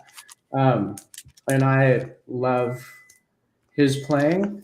I would like to show this one really quick. He has my favorite Brahms violin, like probably violin wise, it's my favorite Brahms violin concerto. Violin concerto. Yeah. I don't like how the orchestra sounds on this, but I love how he sounds. His playing is great. I keep meaning to do a Brahms violin concerto video, but I literally have like 25 copies of it, and it's so long, and it's like I'll never. Oh, when you get ready to do that, let me know, because I have the funniest Brahms violin concerto video you're ever going to see. It's this poor like community orchestra in Australia somewhere that for some reason hired like a real video company to film the performance, and it's like this amateur performance of Brahms violin concerto with an amateur violinist, and you know, it's a hard piece. It's a hard piece that amateurs like, you know, I commend them for playing it, but don't put it on YouTube. Have you played in the orchestra for it, Michael? Brahms violin concerto? No, I haven't. Have you done any of the symphonies? I've played the Second Symphony and the Fourth Symphony. Yeah, I've played 2 and 4. I want to play 3 at some point. I love 3. 3's I great. love 3 too. 3's my favorite. Well, So this record. There we go. This one, as far as like recital music, like you're saying, piano, violin. There's so many pieces on here. Yeah. And then it's also interesting because each piece is performed on a different violin. So it's like one piece will be like a Stradivari, another one's like a Graneri, a Matis. And I need to get that record so well. You is that analog phonic? Tell the difference in the violins. Like the first one is like rich and deep, and the second one's a little lighter sounding. That's and wonderful. You just go through it, and it really teaches you a lot about the instrument. This record, which is why I wanted. I'd love to have that. This is great. This is an analog phonic. So impossible. So let's talk for a second about analog phonic, because they have some new records that they've announced, and the wording and some of the descriptions is different. So my copy of I have a couple analog phonics. Actually, one of them is a violin record I pulled. It's this. I reviewed this for, I think this was actually on Analog Planet before it became Tracking Angle. The Kung Hwa Chung Franck Sonata and WC Sonata. Okay. It's a wonderful recording. I mean, you can get the original Decca really cheap, but and there's a King Super Analog, which I also have. But this sounds amazing. And they did a great job with this. They claimed that this was cut from the original analog master tape at Air Studios, which that makes sense because Decca, England, right there. Air Studios. Yeah. And then this was this one. They also say on the Paganini record from the original analog master tapes of Universal Music, mastering by Rainer Maillard. Yes, I always get it wrong because it's Rainer Maillard at Emile Berliner Studios. So they're advertising AAA on these records. The ones that they've announced, the new Mercury Janos Starker albums, they changed the wording a little bit. So I have hold on. Am I not sharing? That's always suspicious, isn't it? Yeah. Well, it's one that I wanted to show, which is also Starker. This is also an analog phonic record. This sounds incredible. I mean, I know it's not violin, but this record sounds unbelievably great. And that label again, Starker, right? so I can't believe I missed that. And this one says from the original analog master tapes of Universal Music. That's good. And audiophile analog mastering by Rainer Maillard. But how are they getting those? I mean, that doesn't make sense. Those tapes are not in Europe. Maybe Emile Berliner has a thing where they trust them and they send them there, you know? Maybe. Because it's a pretty reputable mastering. Yeah, and I will say, probably if anyone is still being careless, not being careless, but being more liberal with tapes, it's probably classical. Yeah. That's never happening for a rock title.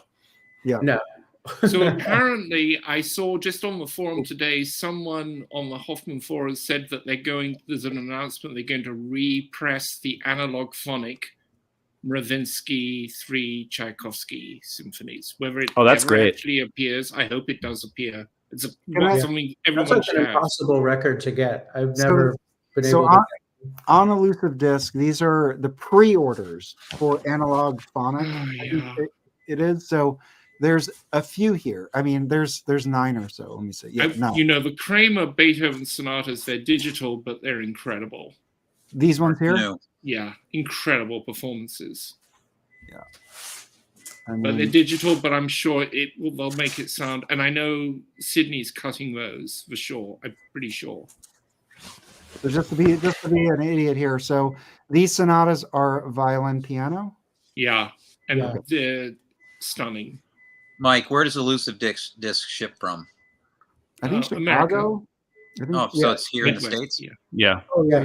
Yeah, because I'm interested in this one with the Bartok, Debussy. I'll drop Marshall. a link to what we're looking at. Right Yeah, I should order a copy of that, and I should probably review it. I don't have an original of that. You know, Which for a one? long time that record, the Starker record with the Bartok, that was on the wall at the In Groove in Phoenix, and it was like $100, and I always passed on it. Also, it was like VG Plus, and so it was like kind of like, Yeah. do I This risk one? it? This Yeah. year? Let's take a look. That's the one I'm excited about. But again, look at the wording. Okay, hold on. What the hell just happened? Okay. Yeah, this is the one that caught my eye. From the original masters of Universal Music. Okay. But audiophile analog mastering. Well, who of had course, the it's fire? analog mastering. It's they're cutting it to, you know.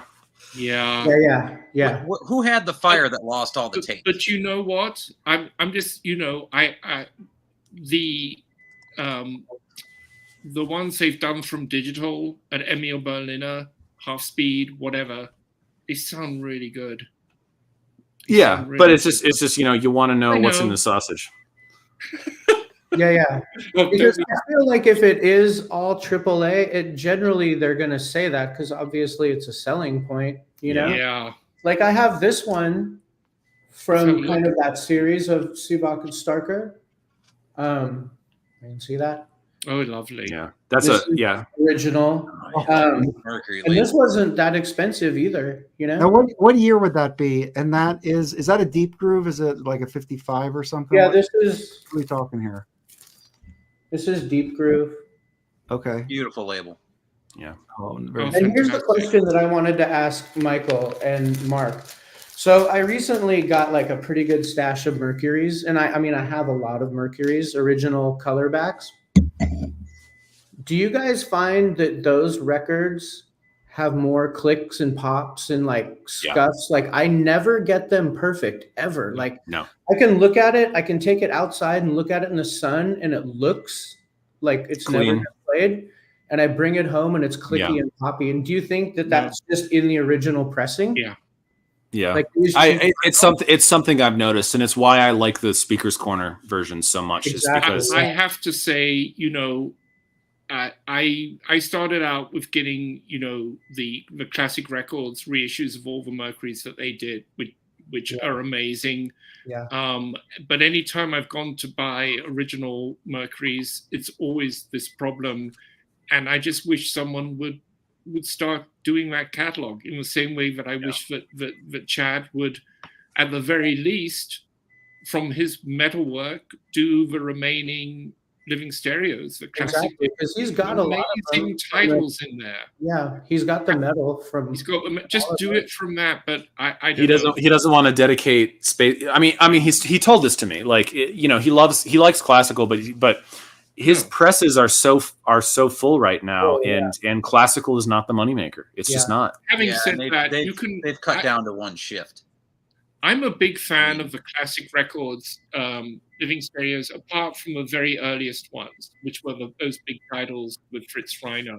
But the later ones, I really like them, and you can pick up all of those at a pretty decent price. It's not too crazy. Yeah, So- especially now you can find. I just got a couple the other day. There's actually me and Michael Mueller were ordering stuff off Discogs from this. He mentioned to me, yes. From this one company. It's like they had just a massive dump, like audiophile, like all classic, just everything, pages and pages of it, at a good price, like below median value, like price to move, you know? And Can so I got, like, ask- some stuff that I didn't have, just holes, Yeah. things that I Oh. always wanted and never got. And then I texted him and I was like, dude, you got to check this out. This is like, cool. Like The bubbles burst, Greg. Do you On- want to? on- I've got a Yeah. few violin things to show, if you want. I wanted to show this one. You were just showing this one too, right? Oh yeah, that's the London version of the Decca cover. Copy. Yeah, yeah. Gosh. This album is just the way I look at Ricci. I was thinking about it. I mean, this album, by the way, also is just ripping, like ferocious, ripping, screechy, sliding. Yeah. Like the way he plays violin reminds me of the way John McLaughlin plays guitar. Like it's so fast and it's so crazy, but it's not technically perfect. It's not like he's Eddie Van Halen. Like there's No, he's very much like a what's her name? The pianist. Yuji Wang. Yep. I Where like it's very showy, very flashy, not Yeah, super yeah. clean. like back in the day. It's like, didn't the purists really dislike his playing? I don't. He was pretty well regarded. Had a huge contract with Decca, London. I don't think. I think the difference is like It's a very Getting the- sweet sound in the getting the traditional- secondhand osmosis of violin nerds from being around them all the time. Mhm. I never hear Ricci talked about really. It's not Heifetz, Schering, Yeah. Ostrich. Yeah, Yeah. yeah. Yeah, I Mike, like where's it. Though. Ricci It's from? definitely exciting. And then kind of the opposite of him. This is just the Bach Wachang. pieces. I love Kung Hwa Chung. I love adore her playing, playing. But she's like the total opposite of Ricci. Yeah. This is like very like refined and a little more delicate and precise, and you know what I mean? It's thoughtful. She has such thoughtful Very interpretations of thoughtful, things. Very thoughtful music. Her Sibelius is probably my favorite Sibelius. Yeah, I love that one. I talked about that in my comparison of all those. This is if Mike at the In Groove sees this, he's got a box in his back room of the personal records, including like test pressings owned by Kung Hwa Chung. He's got it in his back room. Oh, He no. told me about it one time, and I'm like, Mike, we got to open it up. He's like, eventually he's like, Michael, this is buried under so many other boxes in that back room. Oh Yeah. yeah. I love Kyung Machung. That Bach is one of my favorite records, full stop. It's just gorgeous, the sound. It's so beautiful. The tone. Here are a few others of hers. Oh, I have that. That's great. is great. Oh, what a And cool- even this is a later Holland pressing. People are very down on the Holland pressings, but they're fine. They're Yeah. fine. I like my Holland pressings that are pressed by who is it? It's Phillips. The Phillips I have pressed in Yeah. Oh Holland. yeah. They Here's another- there's a here's little a- bit of noise on them, but generally they're really good. Were Is there those another were the of Decca those? Holland pressings and the Phillips pressed in the same plant in Holland? I think they were pressed by Phillips. Yes. Yes. Yeah.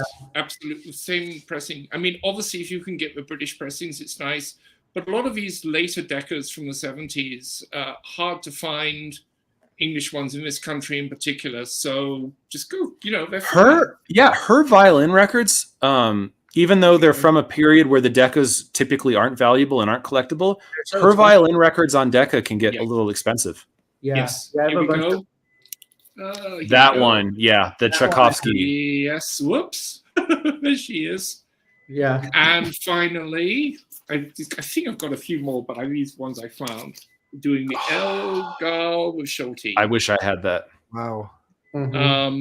Yeah, she's amazing. Oh God, I love these Deccas. I love Yeah. Deccas. I have the London of that, but I don't have the Now, Decca.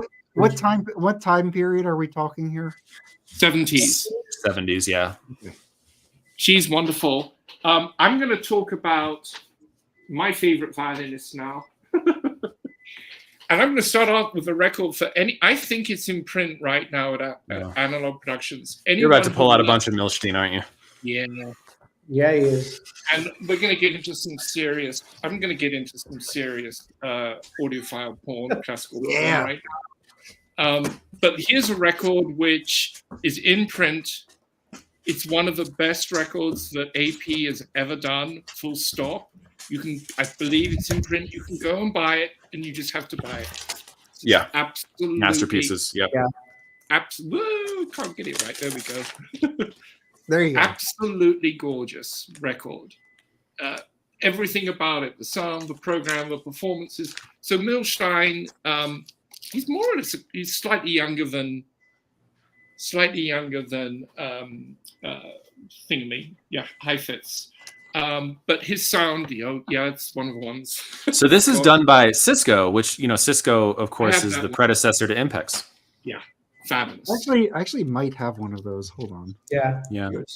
Here's the other Cisco one. The only other one I have that from this series is the Britain Young Person's Guide. Yeah, I don't like that recording or performance. I haven't listened to it in a long time. Nothing matches to Britain. Okay, so now I showed these briefly the other day, last time. These are two of my these are two records I grabbed when the world's ending. These are just, it's like the orchestra, the violin are in the room. Okay, we're going to go with this one. Oh, holy shit. Wow. And it's yeah, I told you it was porn.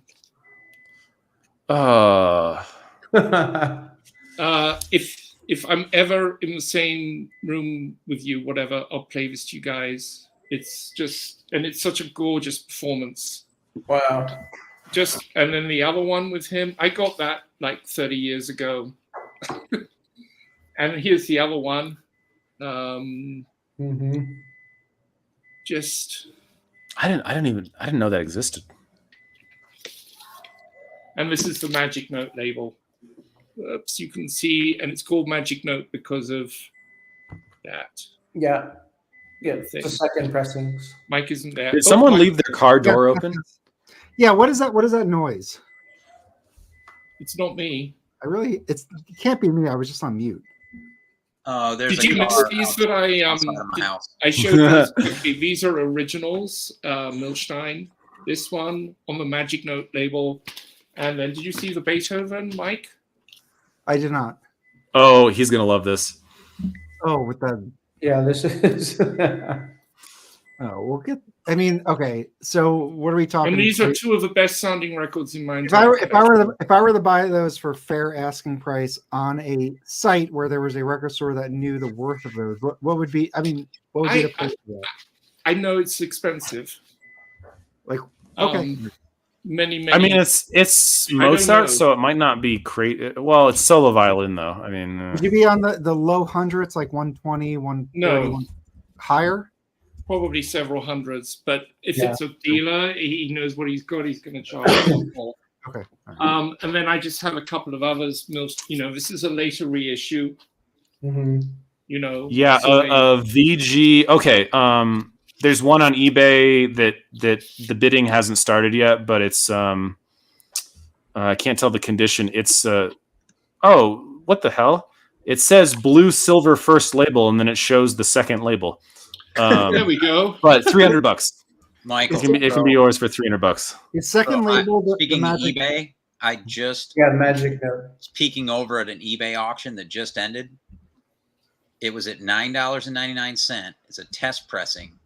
An ESP disc sampler with a letter from the owner of the label, and it went from $9.99 to $308.78 in the last 3 seconds. So you showed the reissue of this gorgeous record too, and this is an original again. Wow, beautiful. I will say that going for the second labels on these Columbias is absolutely fine as long as it's because it's still tube mastered. But there's something magical about these silver labels, and I feel very fortunate to have them. But I'm just going to show a couple of other Oystruck things. Wait. Can you show the label? I don't know if you actually because I was away for a minute, but for people who are watching, these are. These are what you want to get. These are really no. You want to get the red label. Get the red label. The red label is really it'll sound essentially identical. It's because it's tube mastered. The key thing with these Columbias and the Deccas, why you go for the wide bands, is because they're tube mastered. So with the Deccas, I don't feel any particular desire to go for edition 1 over edition 2 or whatever, as long as Edition 2, the vinyl's quieter. Yes. Yeah. And then I'm going to get into some of this because I'm going to talk about Ace of Diamonds and World. And I will say, I ordered a London. I ordered a London. I forget what the title is now, but it was a London classical record. And then I wanted the UK version because I wanted the cover. I thought the cover looked better. The covers are neater. And anyway, they sent it to me, and it was the exact same one as the US London pressing. So I replied to them. I go, you listed this way, and they were like, well, we just read the dead wax, and this is what the dead wax showed. It's the same pressing. But you're paying for the cover. You're paying for the cover. You're paying for the cover. So these are the things you pay for with the UK Deccas versus the they UK are Londons. Really cool. The cover. You're paying for the cover. Yeah. You're paying for the British classical listeners took a little better care of their records, Absolutely. typically. Yeah. And on the box sets, you're paying for it not being not being auto coupled. You can. Yeah. Look, this is the Bums channel. Oh, where it's 1 and 4 and 2 and 3. Yes. Okay. Oh Yes. God. So many of okay. those wonderful Decca Mahler boxes, and it's like, it's like side 1, you flip it over, and it's side 4, and you're like, "Ugh." So coupling anyway, came from the devil. Roberto's asking, are these in print? I think, Mark, you're showing. No, I'm showing originals. Those were Yeah. all originals. These are- Those I don't have that shine. many silver labels, but Oh, I have a I few. mean, yeah. Michael, stop showing off. Staying with This Oyster. one, I don't have any Milstein originals, but I do have this Igor Oistrakh doing the Brahms. Oh, that looks let's lovely. look at it. Can we see the label on the inside? Oh. there you go. Beauty. Yeah, I've got all my sleeves ready to do this Yeah, thing. this Where one's great. oh, that's great. That's wonderful. I wanted to just show really quick because this ties in all of it.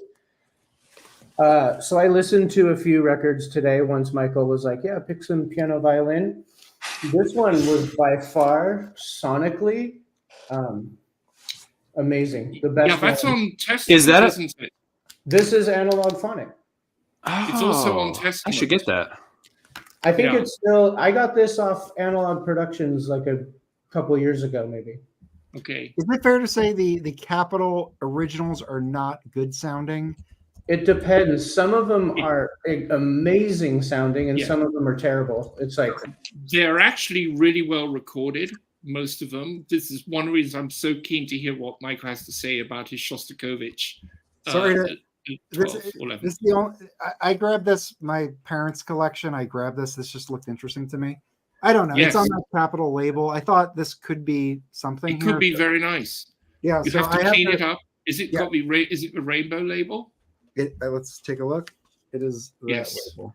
So yeah. So I This- thought it could be potentially cool. So these Capitals, they did a really nice CD reissue campaign in the early noughts. So I've got quite a few of these on CDs, and the recordings themselves are superb. They're fully the equal of living stereos, etc., etc. yeah. The question the is, ones that I have that are question really is whether great. the vinyls Really sound great. good. Sorry. Okay. And I also like this one just because, you got Tartini, Corelli, Vivaldi, like not the usual Oh no, it's great. But it's- Brahms, Tchaikovsky over and over and over. It's Those are great too, but you never hear on these Testament. pieces performed either. This is another wonderful Oistrakh, which I think you can still find. Speaker's Corner. Mhm. There we go. Oh, yeah, I grabbed this too. Yeah, I have that one. Yeah, that's lovely. Absolutely lovely. I also grabbed the Um, Cisco of Heifetz playing the Kreutzer. Oh yeah, I wanted to show I that didn't one. even know off. they did that. I have an always struck that'll knock your socks back. Yeah, it's an old Cisco. This is number 589. Not a lot of people bought him back then. Okay, Whoa, Mike's, hold on. Mike's excited. Yeah, this one's great. This is a shaded dog. I don't have any Cisco's in my collection. Apparently, they did exceptional pressing work. Well, they're, Yeah, they they're just the didn't next do a lot of them. iteration- They're the next iteration of King's Super Analog, and then they became Impex. Yeah. All right, get ready to get your minds blown. Okay. So this is a 10-inch. 10-inch. We're going to look into it because honestly, I haven't listened to it in a while. This, I believe, is a French 10-inch pressing with Oistrakh. his brother as well. And Yeah, like this one. Yeah. they're doing Bach, and Yes, that's Chant du Monde. that's the Yeah, label. the Chantemania. How does it sound? I thought it sounded really good, but I upgraded a few component pieces, like my entire system. So it's probably It's not shellac, right? It's no. This is a 10-inch. But this was at the record store. I think it was like $10. But I knew the name, and I don't know. I just thought this looked. I mean, how this is so cool. That is so cool. Speaking of 10-inch, I have a question for you guys. Sure. Mhm.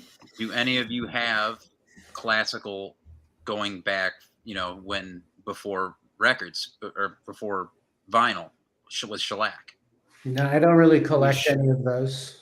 I've played some of them back when I was at McGill. The library had an extensive 78 collection, and for one of my presentations in class, I actually they had a vintage acoustic only non-electric gramophone. Awesome. And we listened to the first ever recording of the Bach B minor mass on it from the 1920s. Wow, you are so lucky. So my music history teacher in the equivalent of high school, and he was also the organist, going back to what we were talking about over an hour ago about organ music, who played that huge hill organ. So he was related to various famous English musicians, composers, Frederick Steiner, etc. So for our music history courses, we'd go into his living room. He had his piano, and he had a completely acoustical record player, which he inherited probably from his grandfather. Huge horn, papier-mâché, a little beaten up, but it still worked.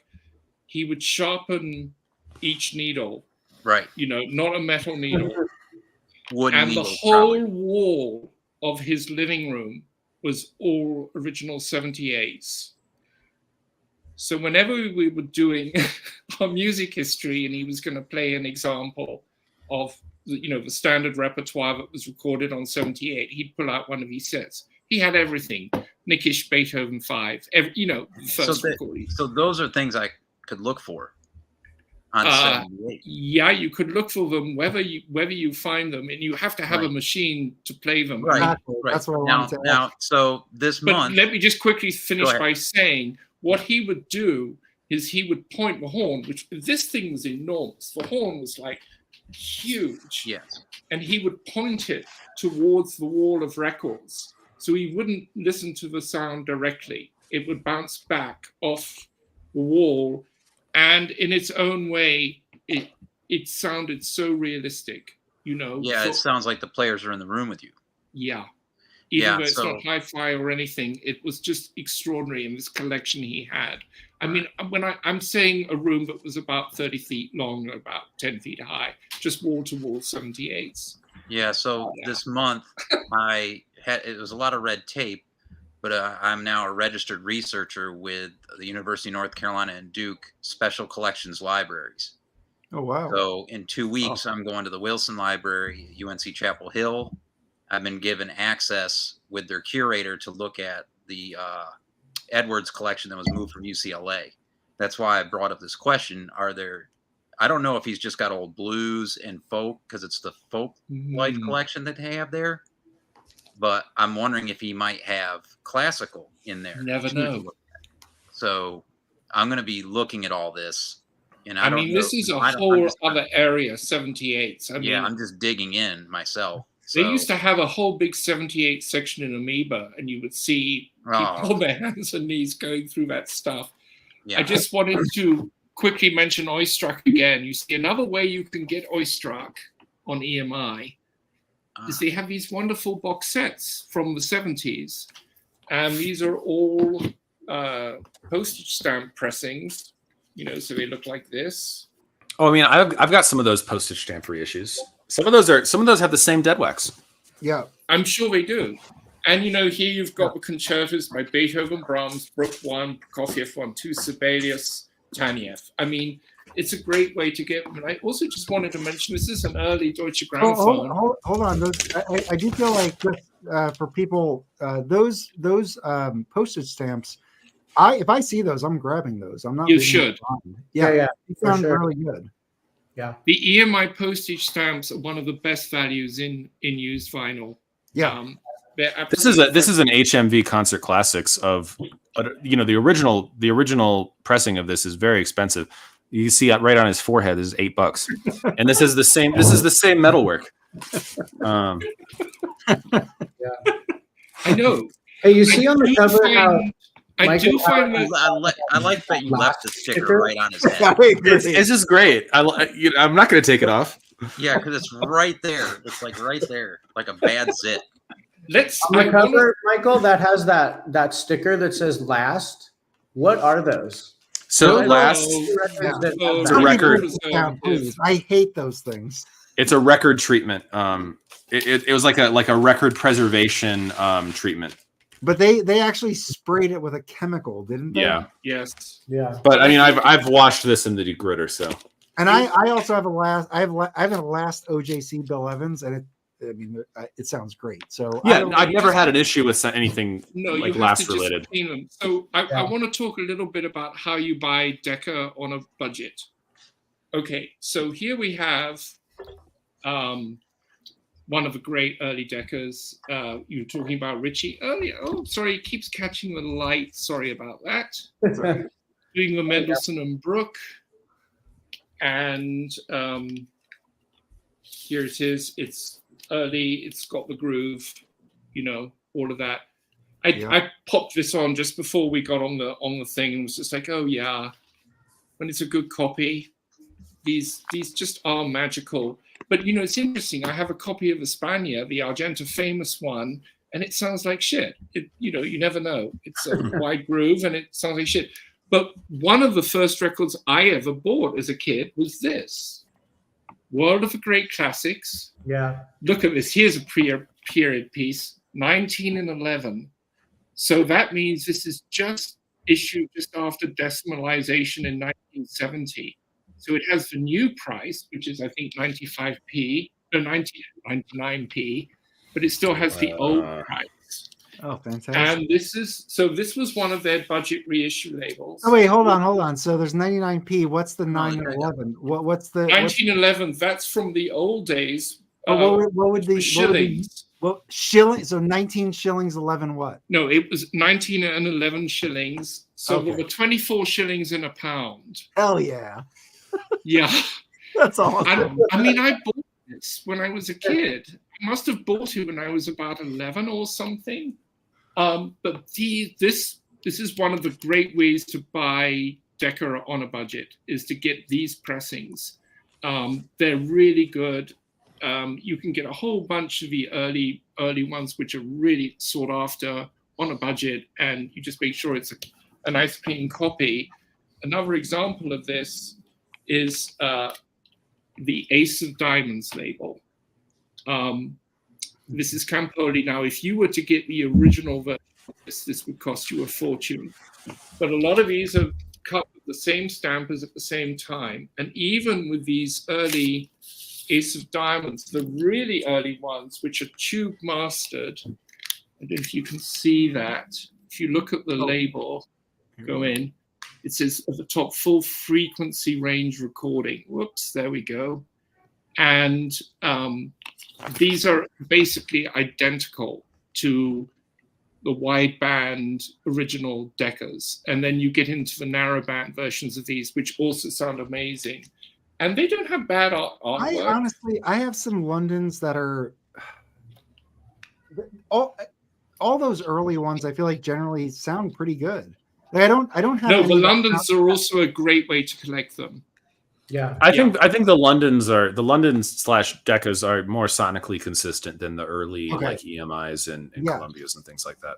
Yeah, and just just another thing, because we were talking about the Mozart earlier, and the Willy Boskowski Lily Rouse, and so Boskowski did a whole bunch of these wonderful Johann Strauss records. He was the leader of the Viola Philharmonic. This is a Decca Blueback. I've got all of these. I love Speaker's them. Corner did that, I think.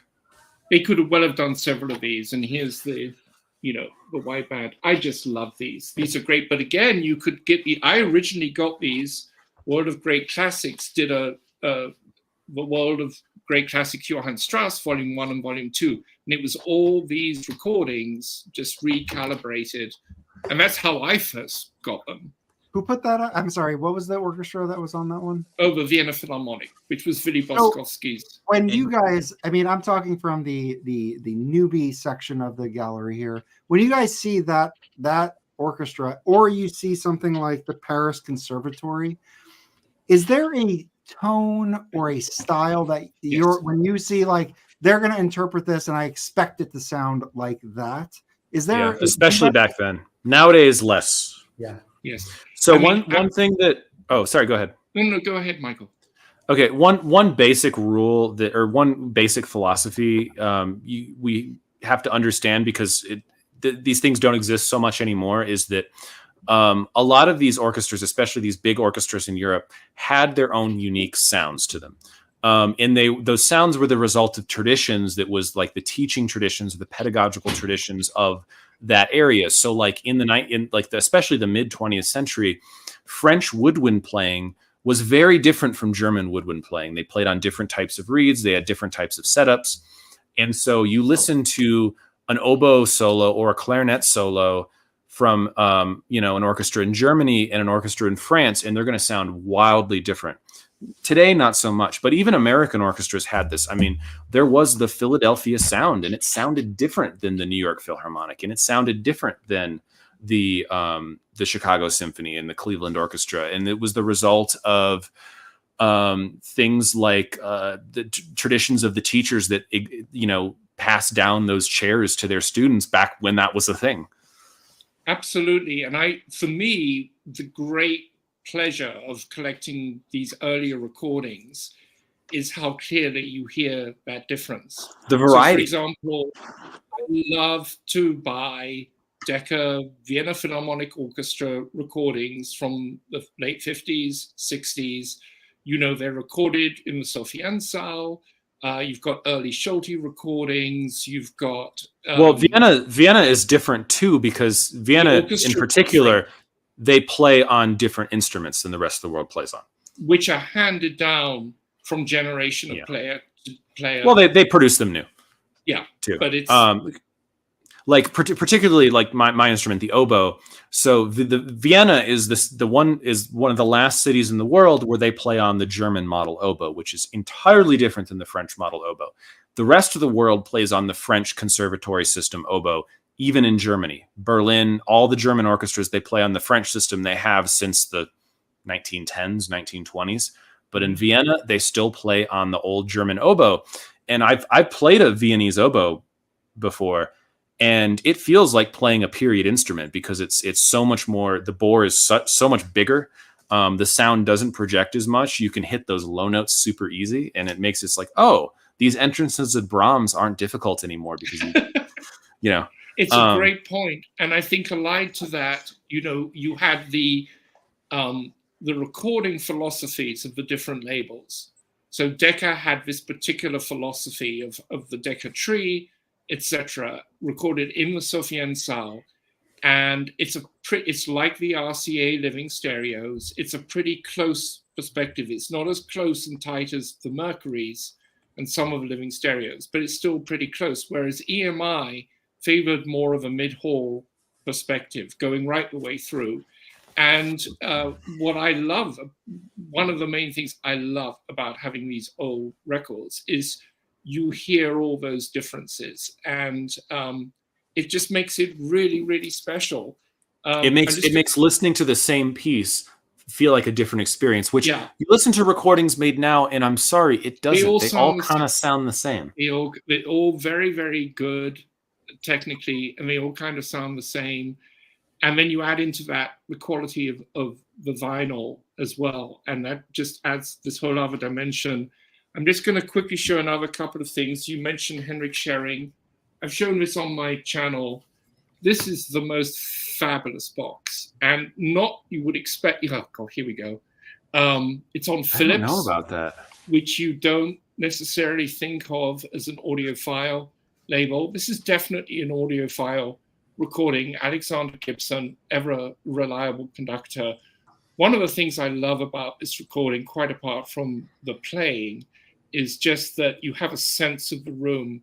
I love it when you have, that's another thing about new recordings, you don't get a sense of the room. On these old recordings, you really can hear it's the Sofian Saal, or it's, you know, Berlin, or it's, what, not Berlin, but yes, it's Christuskirche, etc., etc. And I just love that. This is a wonderful set. If you ever see it, it's now when just, you're noticing the different recording sounds, because I've noticed that with studios, with jazz recordings, there's a particular, first of all, the miking is usually different sounding, and then also there's the notable thing is how you capture the reverb of instruments, and how long that delay is, and I feel like that's a notable thing. But when you're listening to things in, you know, at a, you know, London hall versus a hall in Paris, what are you coming in with certain expectations there? Certainly, if you're listening to a Vienna Phil recording in the Sofian Saal, London recording in Kingsway Hall, Walthamstow, one in Watford, the sort of most the disappearing hall would be Abbey Road, the big studio. You tend not to hear the studio so much as a hall because it's not a hall. But many of those great recordings, RCAs as well, are Kingsway Hall, with the famous underground running underneath. I'm just also going to mention one other British violinist, recorded on EMI, who's very sought after. Ida Handel. I met her once. Oh, wonderful. Did you hear her play live? No, she was quite elderly at that. Okay. This was like 2016. Yes. But I played a concert that was a tribute to Ida Handel, and she came and how wonderful. Yeah.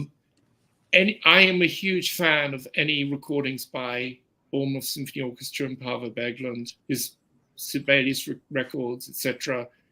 I almost ordered the Testament of that this week, and I got something else. I got the Leonard Cohen, Elizabeth Gillet's duo record instead. Yeah. But here we've got her doing the Elgar. Yeah. That Ida Handel Sibelius version is like the funniest version of that out of all of them. It's like, I don't know, like 6 or 8 minutes longer than anyone else's, and it's just so slow, but it's also cool. But it's just like, it's definitely a whole different trip. Now, how is that? Go ahead, Mike. When they stretch that out, are they stretching out the meter to make it longer, or are they actually adding or interpreting? No, they're taking a slower tempo. Yeah, slow tempo. Okay. Like the god awful Goosen's Rite of Spring. Oh my god. What was that put out on? I think you reviewed that, didn't Everest. You? I did. It sounded amazing, and it was a terrible performance. Well, I listened to there's a Living Stereo Rite of Spring that I listened to today, which is, I have the mono, which I know there's a stereo one, and then I listened to the one that DG just put out. Those are like the best sounding records in my collection, by the way. Really? Like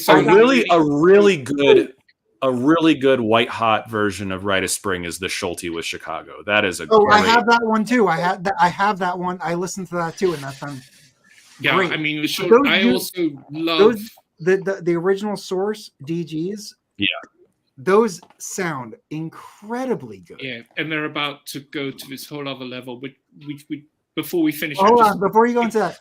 So I got the repress on the two that I got. Yeah. Are your jackets glossy? Because mine are not. They are. No, they're not glossy. No, they're matte. They do matte.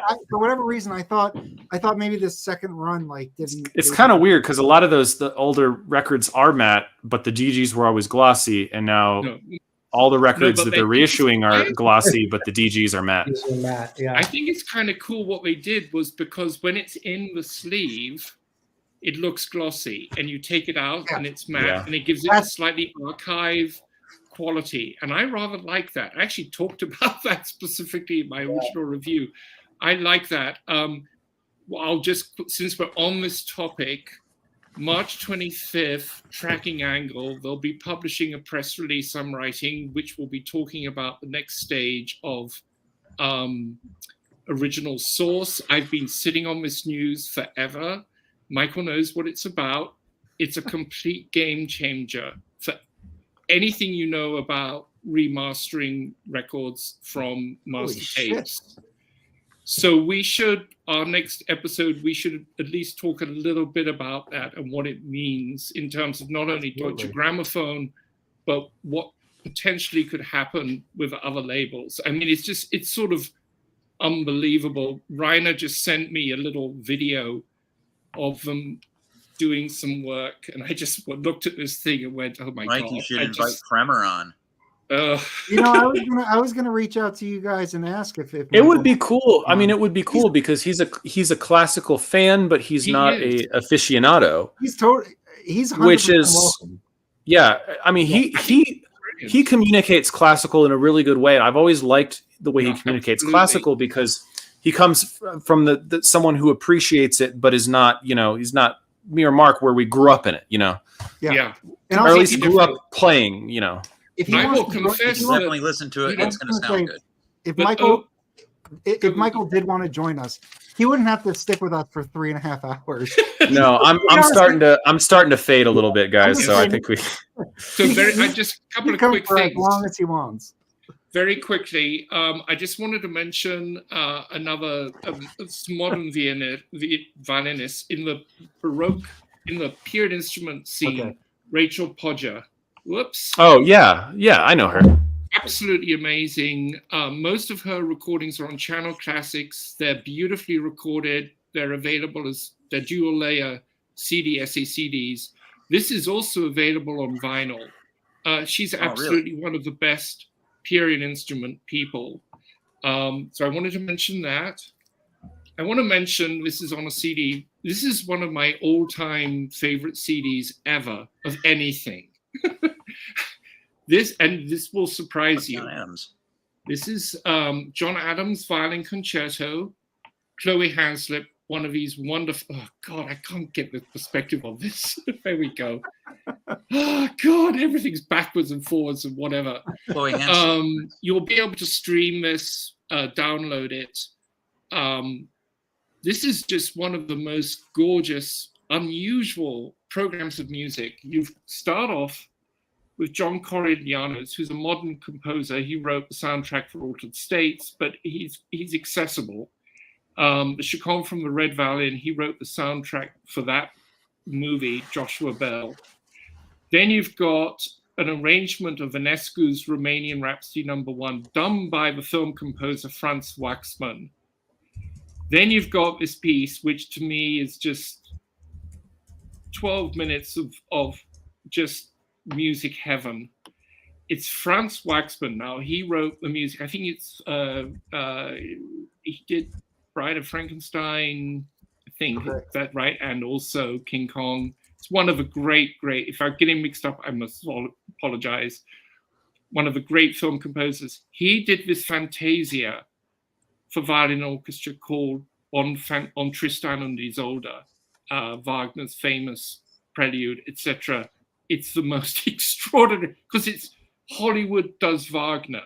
It's so cool. Yeah. And then she does the John Adams Concerto, which is a superb piece. And I need to listen to that. That looks the awesome. slow movement Chaconne.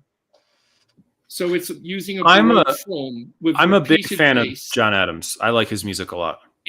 But this is the best recording of the Violin Concerto. It's exquisitely recorded by Mike Hatch, who's one of the top recording engineers right now. And I can't recommend this too much.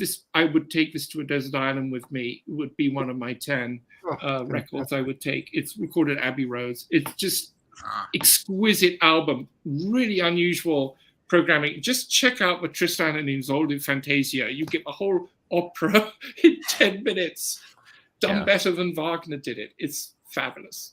That's awesome. I want to show this one record before I got to go and put the kid to sleep. Yeah, we're going to wind it down in a minute. This one is it's a great one. I didn't know anything about this other than I love the piece.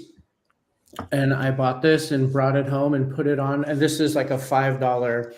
Yes. Oh yeah. Expensive. All those high-tint concerta bows are dirt cheap and they're great. Yeah, I have a bunch of them, but this one, it sounds like like the best of the Mercury. It's like way up close in Really? there, just slamming right out of the gate. Huge percussion, huge brass. Like it kind of sounds like that Ravel, the classic records Ravel. Mm-hmm. No, they're really great. Do you have the nocturnes? Like $4. I have that record. Phillips. That's good. I have that. You have the nocturnes that he did, the Debussy nocturnes. It's got the gorgeous cover. Yes, Mike, bravo. Bam. And I got this because of Michael recommended it. Yeah, that's a great record. It is. But I also- remember buying that the week it came out. Love that cover. It's gorgeous. All right, guys, I just- got to split and Okay, Greg. Thank you we'll for joining. see you again next month or whatever. We'll all talk and figure it out. All right. Yeah. So March All right, guys, good 25th, to see you. tracking angle. Check out the press release. Yeah, Yeah, I will for right. sure. Now I want to know what it is. I mean, maybe you'll tell me later when I text you. It sounds game changing. All right. All right, thanks, Greg. guys. All right. Bye. Have a good night, Thanks Greg. for everyone. Right. Cheers. So does any of the three here want to show anything? Otherwise, I think we can wind it down. Yeah, I mean, I just have one last violin record that I grabbed that I haven't shown yet, and it's a really good one. It's all right. You know what? Rob found this for me, so credit to Rob. He's always finding good shit. It's the original pressing. It's the original pressing of the Debussy and Brahms sonatas with David Abel and Julie Steinberg on Wilson Audiophile. Wonderful! I've heard that's great. Yes, and you can buy this, not the original. The original is hard to find, but Analog Productions reissued it. Yeah. So you can the Bartok is good. I gotta say, I mostly got this for the Debussy. I love that piece so much, but the Brahms on here is fantastic too. Beautiful. It's great playing, and it's the kind of recording where the performers are just in your room, and it's like you're right there. I like the cover on that too a lot. Gorgeous. Oh my god. Yeah. Very 1980s photograph on the back though. Rob isn't here, so I'll wait until he's back. But yeah, I bought this on his recommendation. I have yet to clean it. Oh, very good. I streamed it. What a fantastic record. And speaking of Gunther Schuller, if you're into Joplin on EMI, this is a wonderful recording of arrangements of Joplin on EMI. Awesome. This special label they did. Violin, I just wanted to finish off with, this is the most gorgeous box set Decca did.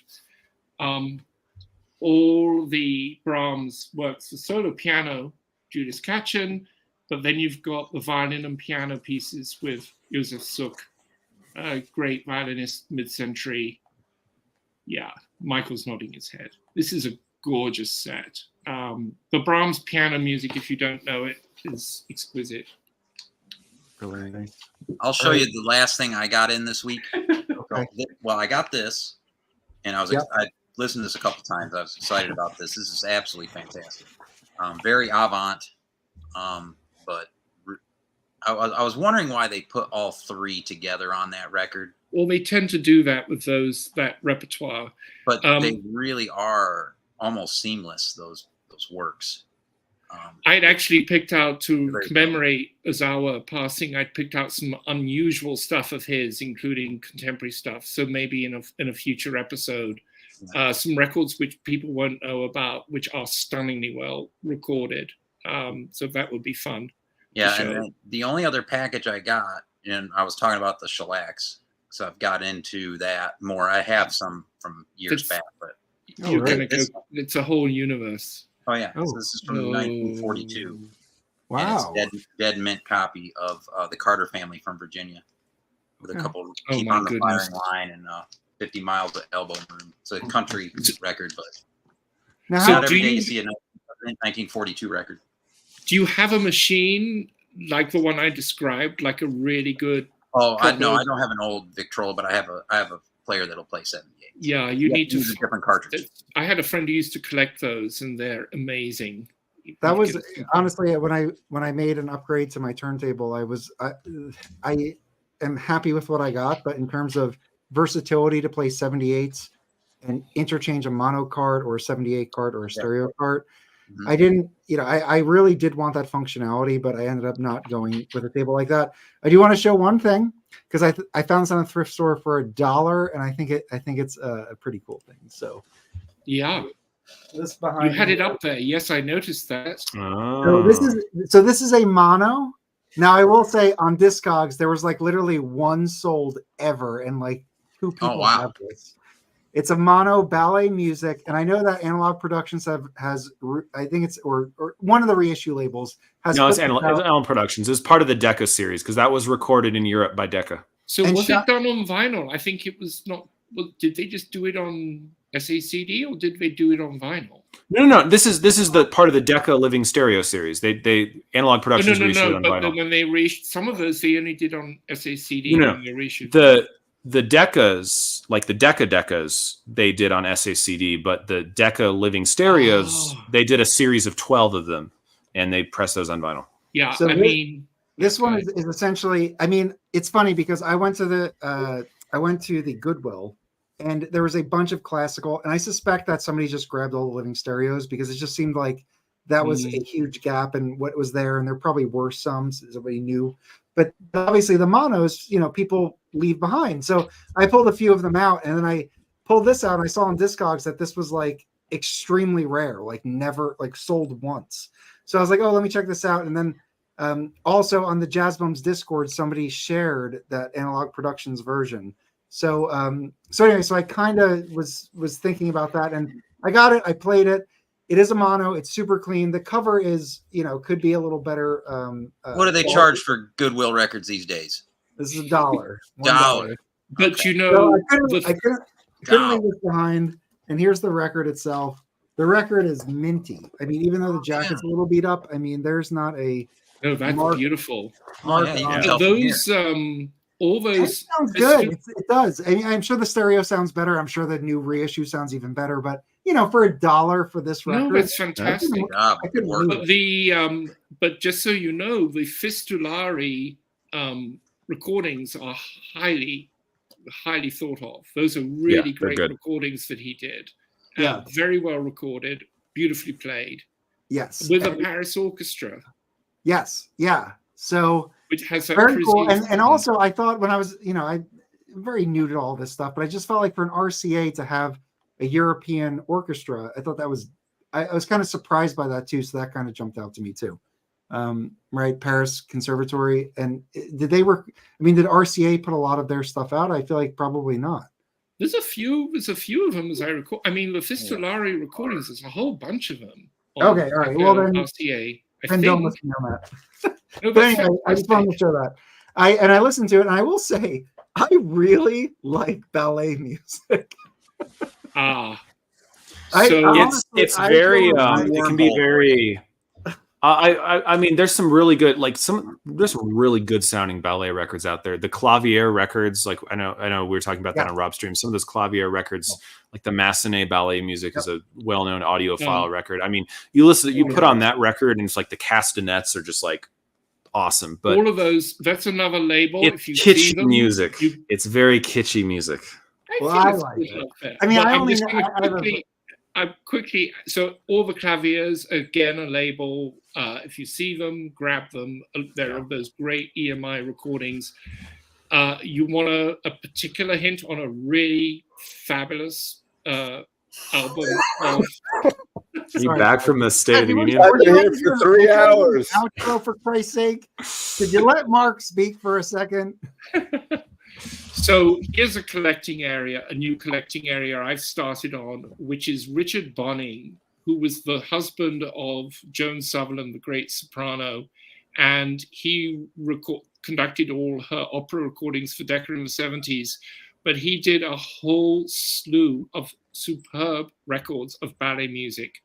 And there is a gorgeous set, Decca box set, which I discovered from Framer.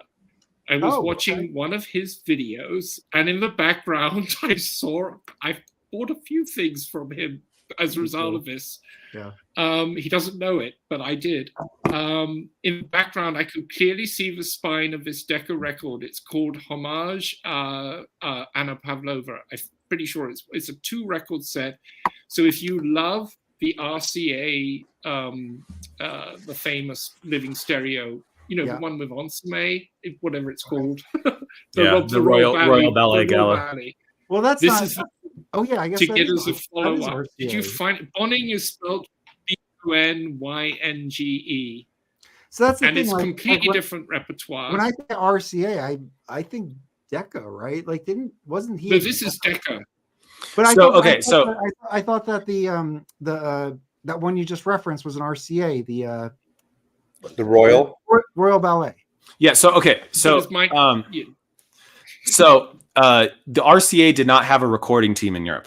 They basically hired out the Decca team to record a number of recordings in Europe, in England, in France, for RCA, under contract with RCA. So there is a series that Analog Productions did. Some of those RCA recordings are, that's one, are the most sought after living stereos, and such a gorgeous, yes, gorgeous. because they Michael, were some of the rarer ones. Would that be originally pressed in the United States, or is that a British? They were pressed in the United. They were pressed in the United States, but the tapes, the recordings were done in Europe by the Decca team, and actually, eventually, those recordings. RCA, the rights fell out of RCA, and Decca got the rights to those, and they would later, a lot of those recordings they would later reissue on Decca. Not the Royal Ballet, that never got reissued, but some of those, like the for instance the Fritz Reiner Verdi Requiem that he did in Vienna, that was originally on RCA Living Stereo, done by the Decca team. Is that the one with that had that beautiful got cover? the Soraya? Yep, like the UHQRs. So RCA originally put that out, and then in the 70s, Decca reissued that on Decca. Okay. Mazzy. So can I just quickly finish? So the set I'm talking about, if you want to find it on Discogs, it's Richard Bonning, and I think it's Homage Anna Pavlova. I think that's it. It's a 2 LP set, Decca. It's exquisite. And then there's a huge catalog of his stuff doing ballet music, and they're beautiful 70s Decca sound. Just impeccable. Mazzy. Right, seriously, I have an issue here that I need to discuss with you. So as you can see, it better be about classical to lose music, everything up here. Because I'm not here to say how to say coked up. I just want to hear how the fucking State of the Union was. While this was going on, I was getting texts from my mom saying Biden is red hot. So I gotta watch this. Is the Capitol still intact? They gave him like 10 lines of coke. He was fucking great. Anyway, that's enough. Did Georgia lady dress up as a balloon again? No. Anyway, what do you want to ask me? I need. Okay, so I'm losing everything up here. I need one of those fancy hats from San Francisco. How do I acquire? Well, first of all, they're not from San Francisco. You can buy a fucking hat anywhere. I mean, hats aren't. A good point. Okay, here's the deal. If you're losing your hair, don't pretend you're not. Okay. Yes. Twice a week, I do the. He's got one. That's good. I gotta. It's a Stetson. You can buy a fedora. You can buy a fedora anywhere. You can buy. No. Even in Atlanta, I'm sure. I bet you. There's a hat. You're in North Carolina. Yeah, man, they don't have them okay. here. Here's the deal, and this I mean this with all true seriousness. Go to the black neighborhoods because that's where I'm at. Okay, all right. Black neighborhoods have the greatest hat stories. This is going in great directions. No, but every time I travel, it's the black guys that always say 3 hours, like no problems. What? No, I mean. African American guys love hats, and when they see white dudes in hats, they always compliment. This is good. This is real. What? Mazzy is actually correct. A lot of the modern like fedora and that hat industry is predominantly black right now. That's fine, but if you're an African American who is not into hats, that's totally cool. No, but it. Yeah. Well, then you're most likely a guy in his mid-30s who watches a lot of anime and has katanas. and watches classical bum. I mean, I don't advise people to order hats online because they always look good on a model and they don't look good on you. Try it on. You need to try it on. So seriously, there's hat stores around. I mean, I'm sure in North Carolina there's definitely hat stores. I don't know where. Okay. And I'm not. I found a really awesome hat store. That's where I bought this. I found a really awesome hat store in Nevada City, California. Little. Yeah, but he's not going to Nevada City. I get it. Oh, I'm serious. There's going to be in a black neighborhood a great hat store. Well, And it's just that's a fact. That's not. If I visit my friend Drew in San Francisco, I could go to your guy. In San Francisco, I don't. There's Gurin Brothers based out of San Francisco, and I have about 5 or 6 Gurin Brothers. But I think there are better hats and other hat places too. All right. Well, that's the information I needed. So you go to the website Gurin, Goorin, Gurin Brothers. The nice thing about those places, you could order, and if you don't like it, they'll return it. But I still think you need to put it on. We gained 10 viewers when Mazzy came on and started talking about hats. There we go. See, sorry, I didn't bring this up. I didn't bring this up. I've got So I don't know what you're all breaking up for me. You're freezing now. Oh, Mark. Okay, we're losing you. Okay, let's. I do want to end this. We do have mic notes and tones, which I'm showing on screen just for Hey, Mike. Friday. Hey, Mike. That's what I needed. There you go. Keepers. Boom. See, so I do want to take some time because we're not actually hearing any of this. Oh well, Mark, if you glitch out, that's okay. I just wanted to take some time at the end here, just to, as someone who, honestly, like this is a new genre for me, to be able to speak with you guys on panel, hear your conversations, hear what you care about, bounce off new ideas that I have. It's like invaluable. I think it's really. I love hosting you guys. So I'm really happy to do this for our second live stream. Looking forward to many more. But I just wanted to kind of shout you guys out because you guys are incredible. Your depth of knowledge within this genre is incredible. So I just think this is such a huge value to everybody. So that's all I wanted to say there. But you guys have any final thoughts or sign-offs? No, you guys just give me a lot of work to do. This panel gives me a lot of work to do. Now I want to listen to records, but it's 9 o'clock and I have to get ready for bed. Yeah, I gotta wake up early in this job. Yeah, you're like 5 a.m. Like I think he's very busy, but it would be great to invite Fremer at some point. And absolutely. And I also love it when we have people on here showing their records and just to react blindly to stuff is really fun. Mazzy, when he was on last time, he showed a whole bunch of archive, but really quickly, so we didn't have time to talk about each title. But we can do that. I'm actually planning on doing. So that's great. And like I'm I going to say, do a Kronos video this week. That's like one of my next videos because I want to celebrate 50 years, and I have probably a dozen Kronos LPs and probably 20 or more of their CDs. So I want to get a deep dive. Fantastic! I'm it's looking amazing forward to music. watching that. It's amazing music for people who aren't used to or don't want the traditional bow tie tuxedo classical. And I don't mean that as what I'm talking about, Michael. I'm not trying to. And I think, as I said before, I think that's a great way to pull people in. It's people who come from the ambient side, the esoteric side, the minimalist side. I got into that quite a bit, at that point. I mean, like artists like Harry Parch and the weirdos, I guess you would call. I don't know what we call it, but the experimental types. I really love that, So you've been watching too much of Alex.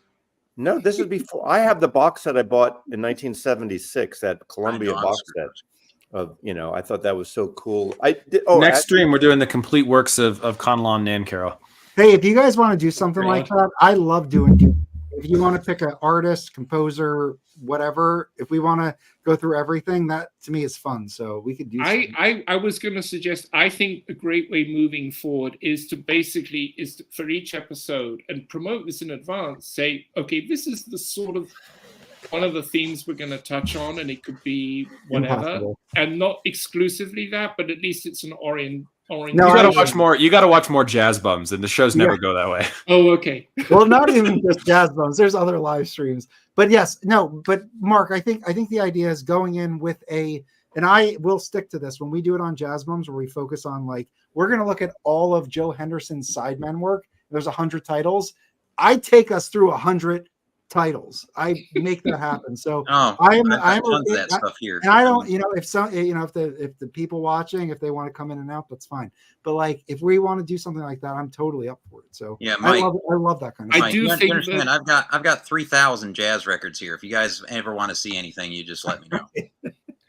I There's do three think on the there's next 3,000 episode, I hate to, bring it back to Deutsche Grammophon, but the news that's going Let's to do break it. is so huge. Absolutely. I think it's something to talk about. All right. So what we're going to do is, I know that our time. We could always do a video about direct to disc. And I would Yeah, love to there's do that. another one. Yeah, Oh. absolutely. Yeah, we should Absolutely. focus on directed. This would be a really cool. And again, it's like, topic. so the thing is, rather than try to cram too much stuff into one episode, just focus on one area and do that. So that, so there's plenty of material. Yeah. All right, guys, let's wind it down here. But Mark, thank you for joining us. I honestly, I had a blast these 3 hours. This was so fun for me. So, Likewise. Let's leave it here. Thank you everybody for joining. Leave comments. I know that we had the peanut gallery during the show, but if you're watching this afterwards, please like and subscribe, share this, leave comments, let us know what you think. We'll take a look at this and respond back to you if we can. So please do that. And thanks everybody. I can't thank you enough, everybody on the panel, for joining. Oh, it's so much fun. Good to see you guys. Likewise. All right. Yeah, this is a blast.